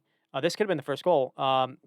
I think they're trying to feed Rashford. He's offsides, but Liverpool didn't really defend in this like 12-minute stretch well. And then Casemiro scored on a free kick, and it's offsides. Um, Mhm. and then Allison brought down Bruno at 3-0. So the game was lost at that point. But United did have their chances at least in that first half. Yeah, yeah, they definitely did, and not scoring changed the game. Because if United score first, like who knows what would have happened? And it was a special it was a special day. I mean, the breaks went their way as well. No one got injured. Gakpo and Robinson did have scares. Firmino getting his goal, Salah getting his special moment, and doing it versus a team that he loves to play against. I think he's got 10 goals for some in the last 6 games. But really, it was a special week because Newcastle and Spurs dropped points, both lost. And so all of a sudden, that top four is looking almost likely, not or realistic. Not just a pipe dream. But that said, there's still a whole lot of season left to go where things can turn. Um, And it was also, it's gratifying that Anfield was able to kind of get a little bounce back because I was fearing a little bit what happened with Real Madrid. Liverpool all over Real Madrid, and then there was a bit of a after the press tired out, the gaps opened up like the Red Sea parting. And the difference is Real Madrid have a midfield with Modric. They had Camavinga that day, Valverde. Man United do not have that. The midfield is lighting day difference. This is maybe a wake up call for Man United, and Madrid were able to withstand that pressure, keep possession, kind of kill the game out. It will last until like the 60th minute mark. United were not able to do that. United kept giving the ball away for free in that second half, and that was really kind of the main difference. Yeah, yeah, I think so. I think you're right. And And Weghorst for me just did not work out either. I know he's been playing pretty well, kind of in behind Rashford, but this game it did not work at all. it is weird. Like again, Liverpool won the first game 5-0. They scored 4 goals in the first half a year ago. And that was at Old Trafford. And then they won the return game 4-0 last year. But I did put that down to Harry Maguire being played, having a terrible game. Ronaldo was in the squad, at least for that 5-0 game. He wasn't able to play in that 4-0 game, funny enough, because he had just lost his son. And what's Mhm. kind of crazy is I bring that up in the 7th minute, the fans at Anfield actually clapped for Ronaldo. So Right. that 7 moment. Maybe, I don't know if it was karma or not. Sometimes good things happen to people that do good things, I guess. But Yeah. uh, I thought with Casemiro this couldn't happen again for United, and that was really the shocking thing. I thought Liverpool were actually going to win this game, though I didn't necessarily love the starting 11, just because Yeah. they turned up versus Man City and beat them when people weren't necessarily expecting it. They've turned up for the big games, and really they played this game like it was their Champions League final or Super Bowl, and yeah, United went into a buzzsaw. Yeah. Yeah, absolutely. And what's funny enough is, like, I was trying to think, can you think of a game where this reminds you of? Because the only thing I can think of is, like, when I was playing my brother in FIFA, I guess, like, over Christmas. It was, like, 1-0 at halftime, maybe it was, like, 0-0, and by the time, like, the 85th minute came around, I was playing keeper away, down 9-0 because I didn't want him celebrating the 10th on me. Oh. Just a complete difference in halves, but, like, I'll never play with Brighton again on FIFA, not for Jesus and Oh. Arsenal. Um Oh. but the thing, like, my keeper was making saves and bailing me out, and he was missing chances left and right, and basically, he played the same way from the first half to the second half, and that's what the score ended up being, and I think we really saw that here. Yeah. Yeah, yeah, I think so. But I don't know what game this reminds me of. Didn't United lose one like that a couple years ago? Didn't they lose one like 7-2 or something? Or 5-2? Li Arsenal lost to Man U one time really bad too. I remember, it might have been versus was it Man City? Man City Man United went into a game where, they played a bunch of kids. I remember, like, Man City just kind of 'cause it was when Mm. Aguero had a hat trick, Sterling. I remember that day. I don't necessarily remember the score. It might have been like 7-1 or so. Um, Huh. Yeah, I don't remember that. I mean, Too far, too far. Liverpool only had 1 shot on target, in the first half, which Really? says something. Yeah, and, what's kind of weird is you look at the stats, it's quite the passing numbers is kinda poor. 365, 78%, and then Man United 223, 71%. But the main thing, a lot of people have been going on, been putting this on, Lisandro Martinez being like, "Oh, he's a bad center back. This is why you can't play someone, 5'8" at that role." They've been trying to put blame on, Bruno, maybe, I think Weghorst. I saw people going after Weghorst. Weghorst didn't necessarily work, but this isn't why that happened. I put a lot of this blame on Yeah. David De Gea, and it's not because he let the Really? 7 go into his net, because I didn't see this in real time, but on the rewatch, any kind of United goal kick, Liverpool winning the ball like 5 seconds later because they weren't letting De Gea take the goal kick, which was weird.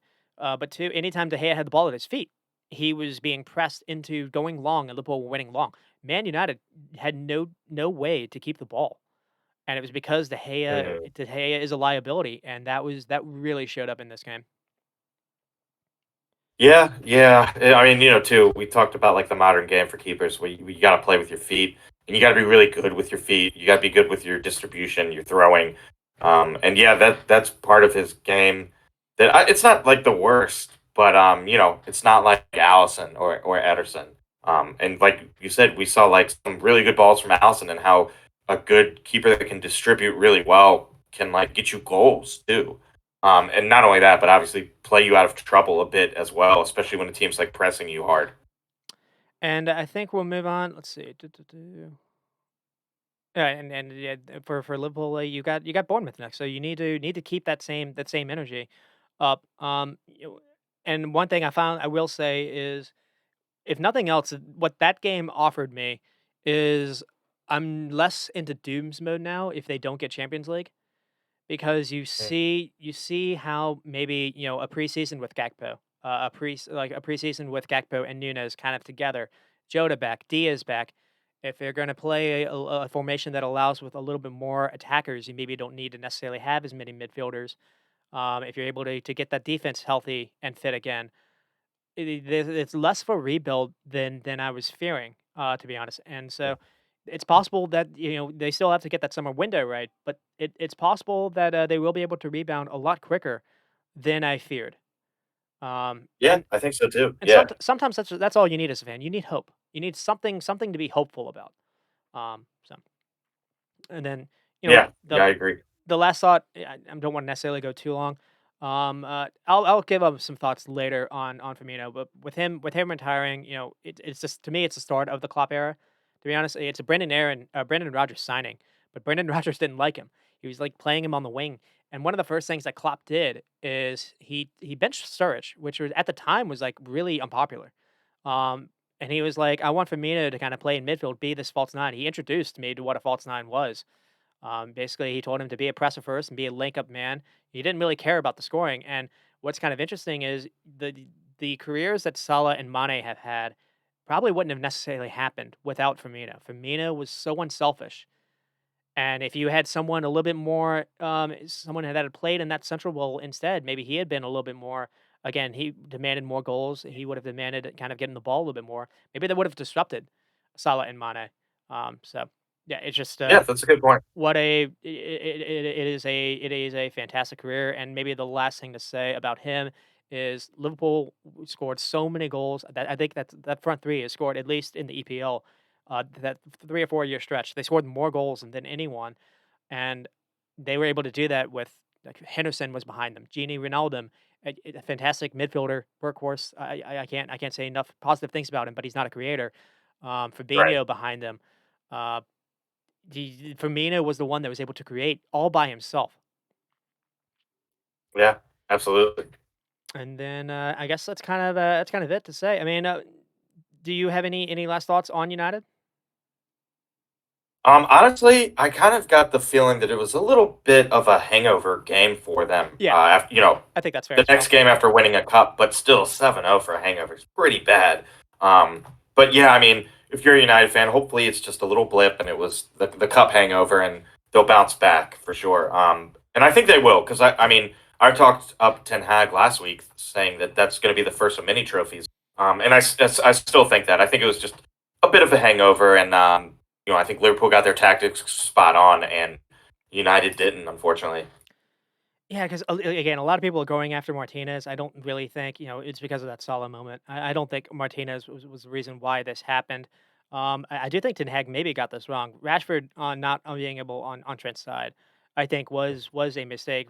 Bruno on the left wing, I kind of mentioned how I liked him on the right versus Leicester. Bruno left wing didn't necessarily work out as well. And again, it's another situation where Anthony is not necessarily working out. So when you look at, and then also it's worth saying Shaw did not have his best game. You need, if nothing else, it was, you said, a wake up call for Man United, maybe a humbling moment. It's also a humbling moment for maybe Ten Hag to realize he needs to bring in some people in the summer. If Because I imagine, one takeaway I had last week was, oh, it's stupid to kind of put off, saying, oh, a rebuild will take like 5 years, and that take hasn't necessarily aged well. I'm not gonna necessarily say that, but I compared them with Newcastle. Newcastle are kind of in the same boat. What I should have done is I should have compared Man United with Arsenal, because it's taken Arteta and Arsenal a little while. This didn't happen in 2 seasons. It's taken Yeah, Arsenal a that's true. couple stepping blocks, and, Couple growing pains and things. Yeah. so I think that's what Man United need as well. Yeah, I would agree. Yeah. And let's see, I mean, yeah, Casemiro might have actually been hurt going into the game, but, yeah, the score honestly numbs you. I think if 3-0 or 4-1, it's a different conversation entirely. It's like, "Oh, Man United just didn't necessarily turn up."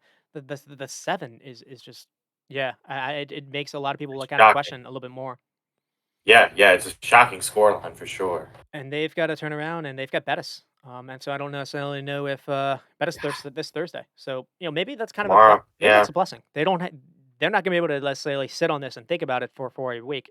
So For extra, yeah. you get to turn For a couple around extra days. you get to turn around and do that, and again, this was on the back of, like, them not losing in 18 games or so, and they had just beaten Yeah. Barcelona as well. There was a lot of reasons to hype this team up, so there's no reason for them it's not like there was an injury here. It is possible they have been overplayed. Maybe the squad isn't necessarily strong enough depth wise for that. But there are reasons for them to maybe you be able to bounce back. Yeah. Yeah, I think so. But yeah, the issue, the one issue here is they've got to find a better way to play without the ball. They don't seem to have a pressing structure, and two, it, in some of these games, it's been papering over the cracks. I remember talking, when they played Yeah. Leicester, when they played Leeds, even the Newcastle game. A lot of this was the teams that were actually almost outplaying them, just teams not necessarily taking their chances. So this is the first time where you played against a team they were able to take their chances, and in a lot of these games they've been outpossessed. In a lot of these big, they had like 30% versus Arsenal. City, they were outpossessed as well, and in this game, it was like was it 70-30? They didn't have a lot of possession in this game as well, so that is another thing they need to think about going forward. Mhm. And so Yeah. that is it. I do not know what. Oh, and the expected points is interesting too. I mentioned Arsenal have been overperforming their expected points. Man United's expected points is tied with Brighton at 43 points, and they're at Oh, 49, really? 49 on the table. Brighton, that kind of surprised me as well. And we're going to get to Brighton. Brighton looks good on the weekend. And but another thing too is their goal differential is now 6. Arsenal is plus 34, City's plus 41, Spurs are plus 10, Newcastle plus 18, Liverpool plus 19, and then Brighton plus 10. So you're starting to see Really? Man United are a little overperforming a little bit as well. So it might be the same kind of thing that we were talking about with Newcastle. Yeah. I think it might be, honestly. They'll get things fired, you would think. And so It's just one more blip. we will move on to Brighton and West Ham. Speaking of which, and they win This was a 4-0. pretty big scoreline too, yeah. Not just the score line; these goals were amazing. And I think the lineup news really was starting a new keeper. They started Jason Steele over Sanchez, healthy Sanchez. And another thing too is we saw Pascal Gross, he's been a right back at times. He's been kind of a forward player. He used to score goals. He was in the pivot next to Casado because Alexis McAllister was their number 10, and man, did that work! Oh, yeah. It really worked, and, I mean, Matoma was brilliant, your boy Ferguson started as well, so look out for him in the future, and, on fantasy EPL, like, a Estupiñán got, like, 10 points or something. He was really good too, so it was amazing, and, I mean, Matoma continues to be hot, but look out for your guy Ferguson. You've been talking about him for a while now. Oh, 100%. Is this his first league start? It might be his first league start. I can't remember. That's a good question. I know I know he's played in the league, but right. He was he had yeah, he at least he started versus or he didn't start. He did play versus Fulham. Who did Brighton play before this? I think he started the last game. oh, okay. Who'd they play? Um Let me look. I'm on it right shoot. now. I should know that Um, and I don't. Anyways, They played. Well, they played Stoke in the fifth round of the FA Cup, yeah. and he started that. Oh, He oh, started that one. the reason why I can't remember is they had that they were supposed to play Newcastle and they Yep. didn't. So they had that break. Um and so Oh, he started against Fulham in the Premier League, so he did okay. he did start their last Premier League games. So yeah, look out for him. Starting to start now. I think goals will be coming too, Ben. I don't think he scored yet, but I think that will be coming. I'm going to yeah, because I put out a little note to him because there's the Zerbi ball, but there's a little twist to it that's different between De Zerbi ball and what Potter was doing with Brighton, and I think he's the key. I think he completely changes them. But the focus on West Ham, this was bad. But it was also unlucky for them. They lost Sufal. Kara wasn't available, and Ben Johnson started at right back, and Ben Johnson ended that game not wanting to see Matoma ever again. 'Cause Yeah, I can't blame him. he I had a can't blame him couple either. he had a couple issues on some of these. I'm not gonna touch on every goal. I wanna touch on the first one, not just because, it's a foul, it's a lame foul. Jen Johnson kind of, he makes a mistake trying to, I think he's trying to head the ball, and he allows Matoma to get it, and then Bowen kind of falls over Matoma. But what happens before this is the sequence of passing from the goalkeeper, because my god, this is chef kiss on how to play through teams and play out of the back. You see brave passes, you see clutch passes by the new keeper in this as well, but it's just so brave, and they invite pressure, but sometimes they're not even passing to players, they're passing into spaces, and sometimes you'll Hmm. actually see someone make a run just to bring someone with them that opens up a space, and they'll pass the ball there, knowing that they'll have another player that'll eventually get onto it. The way that they pass and their passing patterns is different. It's also different because their center backs are really good with the ball at their feet, and it's not just pass to get the ball out of your feet. If it's not there, they'll wait. They'll wait to bring pressure onto you. And Brighton, I don't necessarily want to go overboard in talking about them, but they look a legit good side, and a side that is playing almost a different game than anyone else at the moment.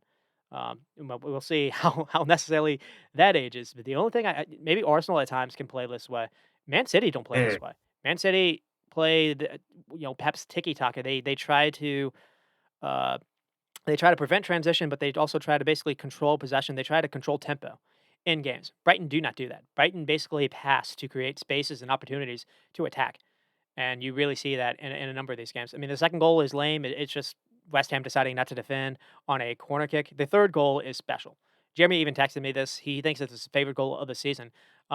Brighton get Ariella to go long. Then Brighton win the ball back. And that's when the fun starts. Veltman first wins the ball by chesting it down. He then finds Gross, who plays a quick pass upfield or plays a ball back to Veltman. And then Veltman fires a hard ball up the field, kind of on the ground to Ferguson, and Ferguson does an amazing, clever, back heel flick to Marsh, kind of running outside, and Marsh then drives towards goal. He then cuts back, he plays Gross the ball on the right side of him, and then Gross just quickly plays a square pass across the goal that Matoma slides into.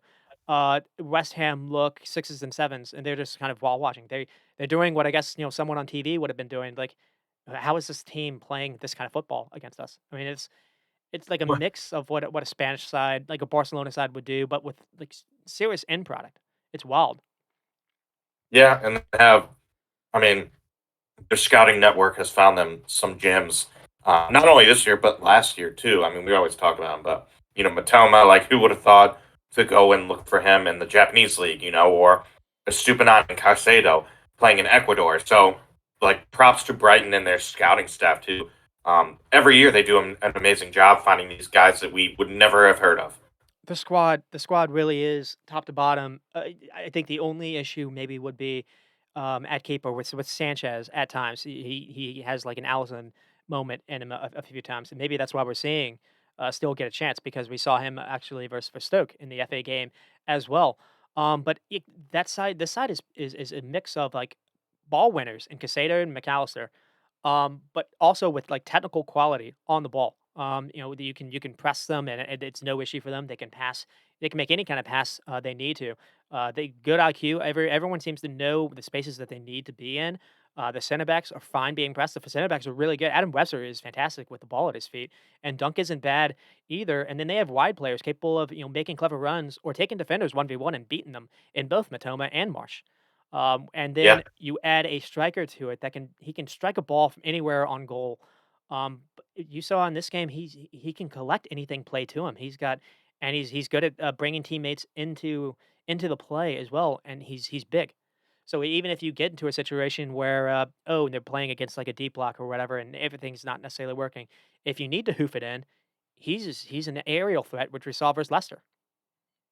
yeah, and more options too. Aerial threat to bring on or whatever, or you can have the aerial threat and then bring on like Welbeck with his speed or something. So it's just more options too. And to not necessarily make a fun pun, but West Ham were hit with a hammer. And these I mean this the Absolutely. style of football that they play was just such a pain for them. I mean they don't get possession going long. Any kind of goal kick or whatever they're fine to just they're fine just basically playing keep away. And you can't they seem to be able to pass through you if you press them or play around you if you sit off them. And again, like the weakness that you mentioned, but there's so much there's purpose to their passing, which you know, they go out wide, but Liverpool when they play, they again they try to hoof it up, and I've mentioned that before. They try to win possession upfield. They don't progress this way. Man City do it slowly. It seems like Brighton can ping it anywhere on the field if they open spaces there. Mm, It's not just to keep the ball to keep it. It's to hurt teams. right. This was good. Passing with a purpose. Yeah. Yeah, that's what you need too. Like not just keeping possession just to keep possession or passing just to have the ball. You got to pass with a purpose, with the switch the point of attack, catch the defense not shifting and score that kind of thing. So yeah, they're a dangerous team. They're a really dangerous team, and they're dangerous with Tuchel. And now they're dangerous with De Zerbi, which is great because we were worried we would see a drop off when Tuchel left, and there really hasn't been. It is insane that they've been able to upgrade losing Grant Potter, and it's also insane to say Oh, that Potter, my bad. Yeah, I said Tuchel. that Sorry, is didn't my Chelsea managers? I always get my Chelsea managers confused. and So what there's so many of them. I mean, that I don't think that's even a controversial take at the minute. But another thing too, it's good for him to go from Shakhtar in the Ukraine league. I think he was at Sassuolo before to managing someone at Brighton. You're not Potter maybe is troubling with dealing with millionaires and egos. It's a different player Yeah. at Chelsea. So maybe that helps out as well. But I mean, this is Yahtzee when it comes to stats. I mean, Brighton 3.7 xG, and 20 shots, 9 on target. It could have been worse. It's 641 passing with 91% accuracy, and Oh, it's not side to side. There's forwardness in their play. This was yeah, it's overshadowed with what Liverpool and Arsenal did, but this was up there with performance of the weekend. I think so too. Yeah, it was. I mean, I figured Brighton would win, but I didn't think it would be 4-0. It's like you said, it is a hammering, honestly. And it's rough for Moyes because you have that win versus Nottingham Forest. You have Ings kind of having the performance of his life. Ings couldn't get a touch on the ball. Declan Rice looked like he was Declan Rice looked like he wanted to do something other than play football, because Brighton were doing triangles around him. It was incredible. I mean, to touch on, I mean, Alexis McAllister 5 for 9 ground duels as a cam, 3 tackles, 3 key passes. But he presses teams into mistakes. 55 accurate passes as a cam as well. That's a lot. 14 passes in the final third and 7 recoveries, and then Casado had 100 accurate passes. This is the guy that people talk about as a defensive winner. Just kind of an energy guy. He's amazing on the ball. 122 touches, 7 for 10 ground duels, 7 recoveries, and 11 passes in the final third. The only issue with him is he's not going to have that final ball. He's not going to have the assist, but he'll have a bunch of pre-assists. And then Yeah, yeah, the definitely. unsung hero on the team is maybe Pascal Griss, because he can kind of play anywhere on the field. We've seen him at right back a couple of times. He's added goals, and his play. He had a run to actually start the movement that led to maybe the PK on the first goal, and he had the assist for the. He had a ball he had a ball to Ferguson, and then he ends with the assist on the third goal, which was fitting as well. And you mentioned Estupiñan. Estupiñan has come in, and he's him and Matoma on the left side. It's maybe the best left side attack in the game at the minute. Robertson and whoever's playing on Liverpool are maybe up there, but I can't think of anyone else. I mean, Zinchenko and Arsenal, Zinchenko and Martinelli are probably in that discussion, but that's Mhm. really it. Like Brighton, little Brighton is up there with those teams. For Yeah, that it's great to see too. for that left side attack. Yeah, and I mean, let's see. There's 7 points out of top four. They're comfortable. So They're comfortable. Looks good, and they've got a game in hand on Liverpool. dang. Well, Um, There's it's not out of the question that they actually slip into that 4th spot. Now, they did have a blip, but also during that blip, Ferguson had only returned from injury, when he played Fulham. Ferguson looks really good, and I wanna touch on, like, his build up play and hold up and link up, and it's a substantial difference in how Brighton were able to play with Potter. Everyone was talking about how Brighton were really good on the eye the last couple of years when Potter was there, but everyone also remembered they underperformed their XG all the time. Potter never had a striker. Potter had like Maupay or Welbeck Yeah, when he was hurt. Ferguson is that's coming true. now. Now Potter did have Ferguson on the bench at the time before he left, and he wasn't playing him. So De Zerbi's come in, and he started to play Ferguson. Potter wasn't playing Matoma. Now they just both young and whatnot. You can understand that, but the De Zerbi coming in and making the idea to play those players instead. You're seeing a that's the reason you're seeing a different Brighton. You're starting to see, it's one thing to create and to have a lot of the ball, but to have end product, you need finishers. That's what Ferguson is. Absolutely. Yeah, absolutely. And Yeah, I then think goals will start to come for him for sure. 100%. Yeah. I mean, even he was creating, he played underneath Welbeck. He played as a 10 versus Liverpool in the league game when they won like 3-0. And Hmm. I don't think he actually scored, but he had a couple like amazing through balls that led to that Sully Marsh was able to put away. And that was before, and then he got hurt versus Liverpool. Yeah, He yeah. looks quite good. I mean, I even mentioned him as like a cheap bid that Arsenal should look at because I almost think these Ooh, days you need to have some size to you if you're going to play in the box.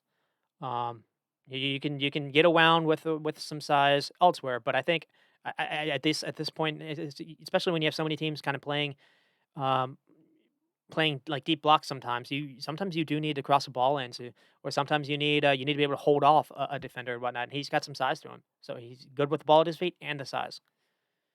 yeah. It's perfect combo. And then with West Ham, it's times. I don't really know. The negatives to doing a weekly show, Rex, because we talked up West Ham a little bit for their performance first. In part of this, we talked up a little bit with what Ings did. We talked up Price a little bit, and Brighton made them look like a championship side. Yeah, it was bad. It was really bad. And yeah, I mean, West Ham was coming off that win too, so we thought maybe it would be something they could build on and put a little bit of a gap between them and Everton, Southampton, and Bournemouth in the bottom three. But they're in big trouble. I mean, they're only 1 point out of being relegated. They do have a game in hand on Everton at least, but I mean, their offense just has been dreadful. They've scored less goals than Leeds. They've scored less goals than Bournemouth even, but their defense is pretty good. Their defense honestly would put them It is. up with like it would put them up in like 11th, 12th ish. So defense wasn't good in this game, but with that being said, they could possibly rely on their D and just every once in a while get some good games out of like Bowen, Rice, kind of like the last game they had, which is so disappointing to go from that like the way they played there to the way they played now. Yeah, And it was only like a week. You're kind of like, what happened? not every team is gonna be Brighton. That is worth saying. But to be honest, the Sure. selection of Ben Johnson did not have his best game, and you're missing Sufal for a little injury spout. So I don't know how that's necessarily going to work out. Um, that could be a fear. You also, no care was available as well. But another thing too is Fabianski's got an injury now, so you're gonna have to Mhm. stick on Areola. And I thought that would maybe be a plus. I thought Areola would maybe be better on the ball, but in this Brighton, I don't even know if Brighton were necessarily pressing. West Ham could not keep the ball; they just kept giving it away, which also hurt. You're not able to win it back either. Oh yeah, So yeah, and you're just chasing the game the whole time. yeah. And so we'll move on to Brentford and Fulham. Brentford win, was it 3-1? No, 3-2. Vinicius gets Three gets two. a gets a late one. With the goals from Pennick. Solomon gets another goal. Then Tony PK. The PK, yeah, that was the right call. I'm not thinking of that. And then Yeah, Jensen with a third, and then Vinicius. But the interesting thing was Damsgaard getting a start. So the lineup was a little different for yeah, Thomas Frank. absolutely. And going with a back four, Mhm. kind of what they played in the beginning of the year with Hickey, because Hickey's back. So they went with the back four instead of the back three, and then Damsgaard in the midfield with Jensen. But the enticing part is like Tony flanked by Mbumo and Visa. It's just always like, wow, you got, a really good striker and you got two really pacey, wingers up with them. It's always like you feel kind of a little bit of a safety blanket when you look at the lineup and you see those three guys starting together up top. And, we'll get Tony gave us a little bit of everything. He maybe could have gotten sent off, he scored a PK, which he normally does, but given the background news, it would have made sense for him to be distracted. No such issues there, and, almost gave us did I say the David Beckham, like, goal already? Almost gave No, us a memorable moment, with that as well, and then, for Fulham, kind of, one thing we'll get onto is Brentford getting Norgard back, and all of a sudden their form has really turned around, getting that steal in midfield. I think Fulham really did miss Paulinho, so it's possible this was yeah, maybe a one off. Though that said, they also are they're another team that's overperforming their expected points, um, and it's just one of those times where Solomon's able to get a goal again. I think that's 5 in 5 games, all competitions, but when Mitrovic isn't necessarily bagging, it's maybe Solomon, maybe Willian has a goal here and there, but it's not.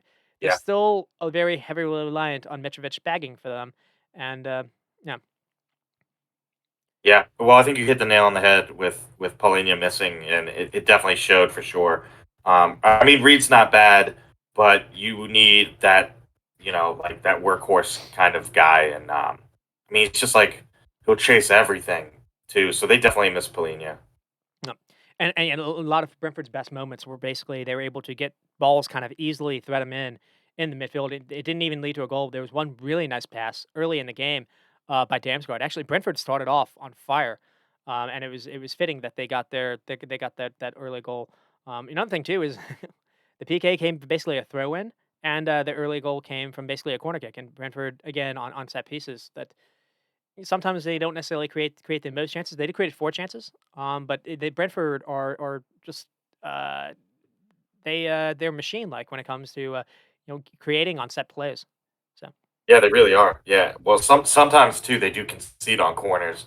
That was a big thing earlier in the year, but it was yeah, at yeah. least they threaten on corners and set pieces at least too. And I mean, anytime I feel like you have like Tony and people like Norgard and Jensen that can deliver some good ball, you're always going to be a threat, especially with like Ben Mee and Pennick are towering guys, and they have Jansen. And, they got a lot of tall players too. So if you're going to concede from some corners, at least you're going to score from some too, I guess. And I mean, the stats are 14 and 6 for Brentford, 4 big chances. I think that's kind of a big thing to kind of touch on. But the possession was surprising. 36%. That's kind of been a thing for them in a lot. And one of the interesting things that Tim Howard said after the game, which I thought was I wanted to kind of make a note of this, is he said Brentford are like a rare team where they can control a game without really having the ball. Which I think is accurate because Fulham was 64% of the ball. Fulham only had did have 9 shots, 5 on target, and a couple of those did come kind of late. But Fulham, it never really felt like Fulham, even when Fulham kind of tied it, it never really felt like Fulham were in the game. It was a weird game. Yeah, it was kind of like 3-1 cruise control, and the late goal made it look like it was a closer game. But yeah, Ben, just to touch on your point about like the possession, it's a couple games in a row now where we've looked at Brentford's stats and they're in the 30s in possession, and they're still winning games. So I guess it's not bothering them, and I guess it won't bother them for the rest of the year because a lot. I mean, I can't remember the last time we looked, and they didn't have more than 30% possession, and they're on this like really good streak right now. I mean, last five, 3 draws, 2 wins isn't not a lot of wins, but they haven't lost in their last five, and I think all five of those games are probably in the 30s in possession. So hmm yeah, they can kind of dictate the game with 30% possession. It's crazy.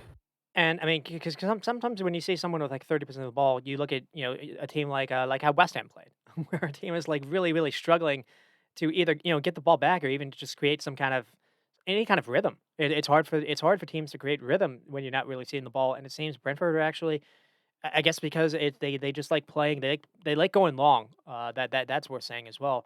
And they're really good at being on the break. Like again, and Tony helps with that. And we'll get to Tony, but I want to touch on the first goal scorer because one thing I wanted to kind of make a note. I actually asked Jeremy before the show because I didn't know if this would be a terrible take or not. Um, but the guy that scores it is Ethan Pinnock, and I think he's an unsung hero in some respects. Because if you track Brentford's turnaround and form, I think two things happened. Christian Norgard returned, and Ethan Pinnock returned. And there's a Mhm. game versus Newcastle that he's I think it was his first start because he missed the first quarter of the season, for injury. And, they I think they lost like 5-2. He even had an own goal or had a mistake. And then no one played well versus Aston Villa, and I think that might have even been their last loss. Uh, but since he's arrived, for what you mentioned the corner kicks, you're not seeing Brentford concede on corner kicks. I think that kind of coincides a little bit with Pennick being played over maybe Janssen or Patches Yeah. Janssen. But another thing too is, there were questions in the beginning of the season, that I saw where, like athletic writers were wondering if Ben Mee and Panic could play together because both are Mhm. left foot dominant. And not only have they been able to they play together in a back three, they can play together in a back four. And, that center back pairing is up there for maybe top 6 or 7 in the league. Yeah, yeah, I think so, Ben. And I think you're right. I think it's no coincidence that they stopped conceding from corners when Pinnock was back. And yeah, I mean, maybe not the goal scoring part isn't necessarily as much Pinnock, although like we said, he's a huge target. So I think that part is Norgard too, like the offensive part and the part of the defensive part because he plays a crucial role. But yeah, Pinnock kind of unsung, Jamaican international kind of unsung hero, Yeah, good and he call. was a big part of what got him promoted to the Premier League in the first place. So it's good to see him coming back from injury, shaking off the rust, and playing well. And then, to speak on Tony, honestly, it was maybe lucky he even avoided a red. It is a great PK, and frankly, the main thing to touch on is he sets up the third goal. He has a really good touch and hold up play, and then he has a really good pass to Kevin Shaw. And maybe another thing to maybe touch on with Brentford is Shaw does have a big assist for that third goal, and really it's an open play Yeah, goal. And Shaw really does do really well to it's not Robinson. Whoever the fullback is, he beats him for pace. It might actually be Robinson. It is on the left side. let's see. Yeah, Robinson. Yeah, And or Tete on the other side. Robinson's not either Tete either. None of them are slow for pace. So you saw a little burst that Shota has, which you mentioned you knew about He's as well. quite pacey. Yeah, Yeah. yeah. On FIFA too, he's very pacey, and he could be the main guy if or when Tony gets suspended. Shada could be the main guy up top, possibly. So it's good to see him, come off the bench, Well, and if he's not going to score goals, at least get assists and make I runs. like Thomas Frank actually allowing him to play with Tony. So it's not just doing like a straight swap, and I think you're kind of benefiting from that. Obviously, you saw that benefit for the third goal, and Jensen is able to get the third goal. He had another really good game. Again, Brentford aren't necessarily the best in possession, but Norgard and Jensen actually are really calm on the ball when being pressed, and they can at least kind of help you keep possession a little bit. Rico Henry was also really good in this game as well. Is worth highlighting him. And there's a lot of consistency with Brentford, and it's a big game over Fulham because I think they're kind of neck and neck a little bit with each other in the table. I think I don't necessarily know if there's a little rivalry. I know Jeremy was having fun because when they were both in the championship together. I think Fulham maybe kind of edged them one year when they Yep, when they were promoted. And I yep, remember when they were promoted, it was like that COVID year when no one was able to play in the stands. So yeah. That's right. Jeremy made like I remember Jeremy kind of making some jokes about that. Fulham finally get promoted, and no one was able to actually watch them play, and then yeah, they turned around here. But both are kind of in the same situations. Both are very reliant. Tony does what he offers for that side, and Mitch kind of does the same things a little bit for Fulham. Yeah, yeah, definitely. And I mean, both of the coaches too are very good coaches at Mhm. clubs, smaller clubs, you would say, and they're getting the job done. I mean, both of these guys, I think, almost every team in the Premier League, almost every team would be really thankful or happy to take Silva or Thomas Frank. So I kind of hope I definitely hope Frank stays there, but I'd like to see Silva stay at Fulham too and see if they can keep this going. It was kind of like like it's kind of like when Brighton's doing well. I kind of like these teams that are not traditionally big clubs doing really well and putting pressure on the big clubs. And I wonder, again, people, these coaches have their dreams, and they everyone, player. I imagine it's the same with player as coach. You dream as a child on either coaching or playing for a quote unquote big club, and so Yeah, when that call comes, you don't necessarily know when you're going to get another shot. But I'm yeah, wondering if people are going to look at Potter's, if Potter does end up, having the way that Chelsea were able to beat Dortmund, maybe that's kept his job a little bit. But if Potter does get let go, I'm wondering if that's going to be a little bit in the back minds of some of these player or coaches. If you have a good situation to not move, and I know I bring that up because Thomas Frank has been linked to Chelsea. I've been seeing a bunch mhm, of like Chelsea writers or whatever on Twitter keep throwing his name out as that's something that the ownership group likes. Now his name's being mentioned with like Luis Enrique, which is that's credit to Thomas Frank as well. But I think you're right. There's something unique about one having stability and being able to kind of you have control of your surroundings. If you move on to yeah, another manager, the pressure's on you to perform immediately, especially when you're going to have that kind of purchasing power behind you. yeah. So that's worth Oh yeah, that's worth saying as well. yeah. If the owner's spending money, you got to perform. Yeah, especially because the owner might be the one who decides your future too. And if he's spending money, you gotta do something with it. So there's definitely a different kind of pressure when you go onto the dream job kind of club. So And we'll move on to Spurs and Wolves, and really another reason for like my big smile is because of what Tottenham has done. They've opened the door a little bit because they do go on to lose 1-0 to Wolves with Adama Traore having a goal that just no one would have expected. One, mhm. he's in the middle of the box. He's almost like a striker. So it's kind of unique that way. Now he was also causing some hell when he was brought on the wing. And what's interesting as well is he was a second half sub. So it's Oh yeah, another one of those instances. And for Spurs have to kick themselves for that first half not being able to get one of those shots to go in because it was like 11-0 in the first half. It looked they were absolutely dominating. And then I don't know if you kind of know this or noticed this, but the coach Lopetegui, he kind of switched things up. He switched formations, went to basically started using wing backs to kind of match Spurs wing backs, and Spurs really struggled with it. Spurs struggled with the duels. Like Adama was just absolutely eating Ben Davies for I don't know pace or whatever you would like to say. everything. Yeah, pays pays for sure. And Good sub to put in too. Fresh legs like that running at a tired defender. Ugh. For the goal, what happens here is Jimenez gets the ball on a turn, has a good shot that forces the save, and really, the goal comes from that. I think it's Fraser Foster. He's kind of on the ground, and it falls. The rebound falls to Adama Traore, and it's a fantastic volley hit. But another thing, too, it's a really good pass by Moutinho to Jimenez. And the reason to bring on Moutinho is Moutinho was also a second half sub, and Moutinho is a player that he doesn't necessarily have a lot of pace to his game, but him and Neves are able to kind of feed balls into attackers on the ground. They can bring the attacking players into the game, and when you're able to keep possession, you're able to get your wingbacks a little higher up into the attack. And those are two players that Spurs do not have right now.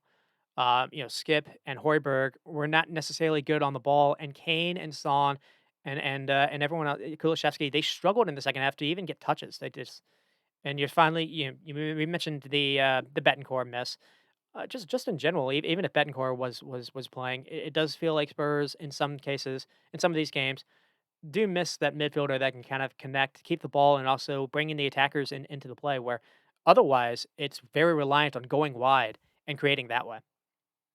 Oh yeah, absolutely. And they do have some good wide players. I mean, like Charleston on the bench coming on, but I don't know.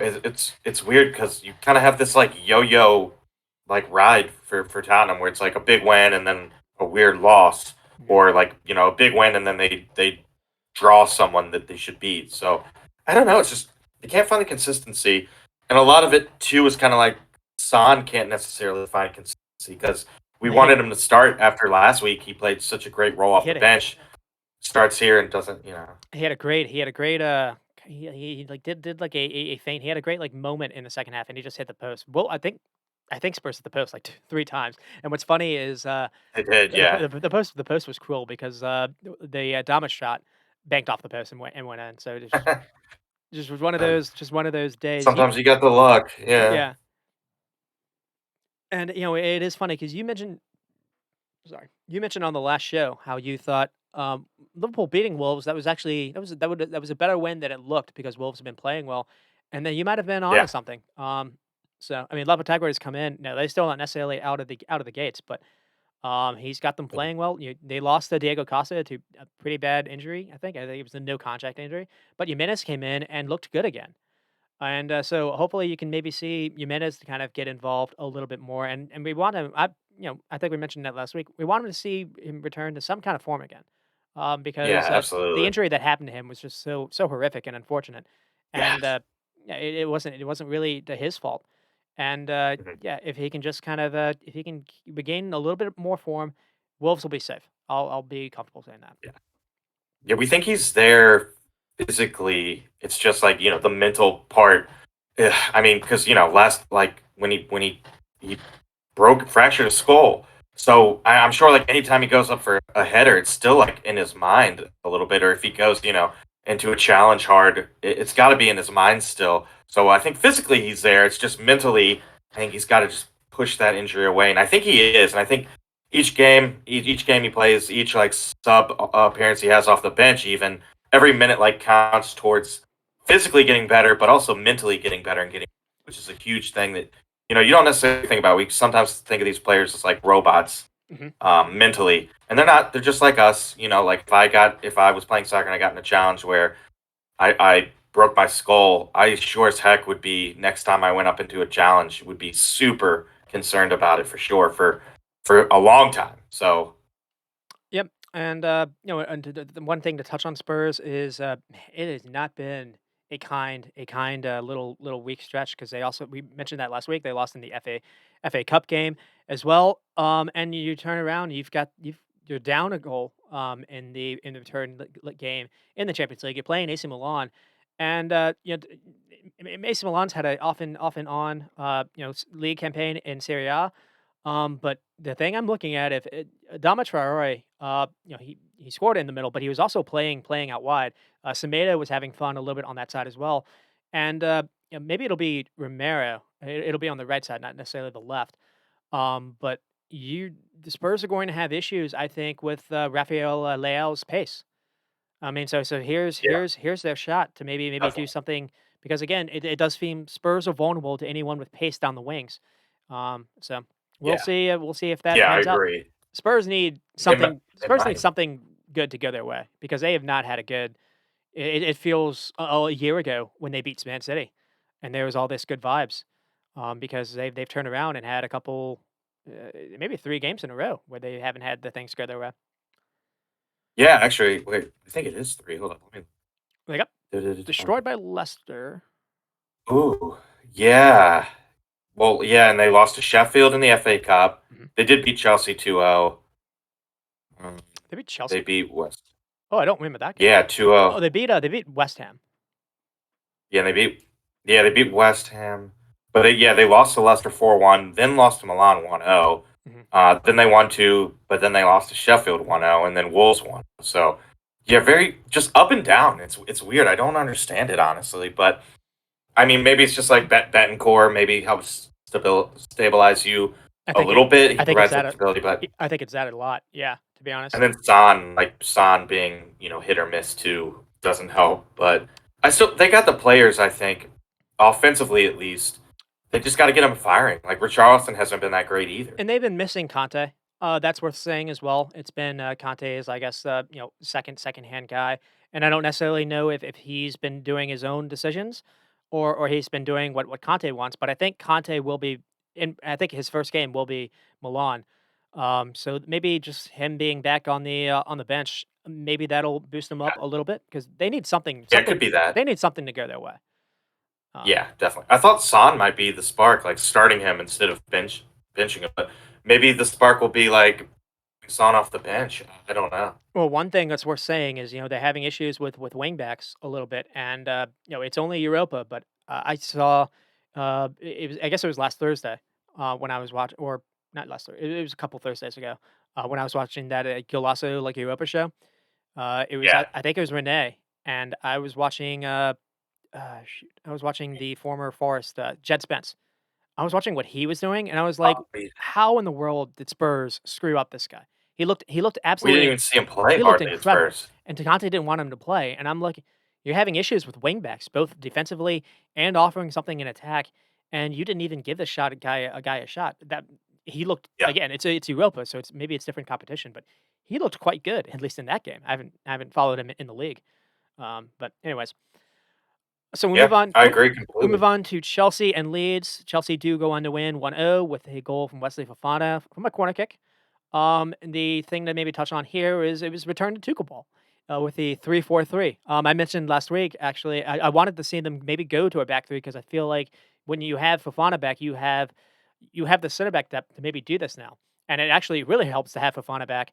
Not just for the goal. He was fantastic. I think he had 100 passes this game. Um, they're gonna be without Thiago Silva for, like, 4 weeks now, or actually, it might even be a couple months. So you're gonna be Ugh. without him for a bit, and, the back line was good. I mean, Leeds are kind of struggling themselves, but another thing too is no Reece James, so you had a Ruben Loftus-Cheek kinda playing as a wing back, which I think he works better out wide than necessarily in midfield. Enzo and Kovacic was a better midfield than we've seen, and Chilwell I thought was good, and then another thing too is I thought it was the best the attack had looked. Now, it wasn't there wasn't necessarily, it lighted up, stats wise, but at least it created moments, and I think you saw that a little bit yesterday. Havertz looked probably as good as he's looked in a while. I think he works better in this back three kind of system than what playing as a 10, playing with Felix kind of being. And Felix isn't necessarily a 10 now. He's being asked to kind of be the wide player. And what's happened in the last two games is Felix and Havertz are recognizing, hey, when someone drops deep, the other one has to at least go up and go attack the center backs or go into the space out wide. I'm just starting to see that work a little bit better. And the return to Sterling. Sterling has actually come back. He was good for Southampton. Didn't have his best game last week, and was I thought he was good in this game and really really good yesterday. You got the goal for Stortman.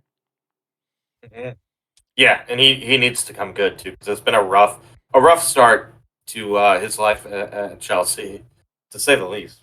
And Chelsea did start off actually pretty well. It was just another one of those things where they were creating chances but missing them. Havertz was through on goal. He had a ball to square to Felix and tried to go himself. It was saved. Felix hit the crossbar, and Leeds really didn't create really anything themselves. They tried a Rudder at striker. Now, there was no Bamford. I don't think Bamford was even available. They're missing. Yeah, I forgot about Rodrigo. Rodrigo was scoring goals for them in the beginning of the season. I think they're missing him. yeah, But yeah. Leeds They're missing him Leeds for are sure. Leeds are struggling. And so 11 shots, 2 on target. They did have 1 xG. They actually evened Chelsea in xG.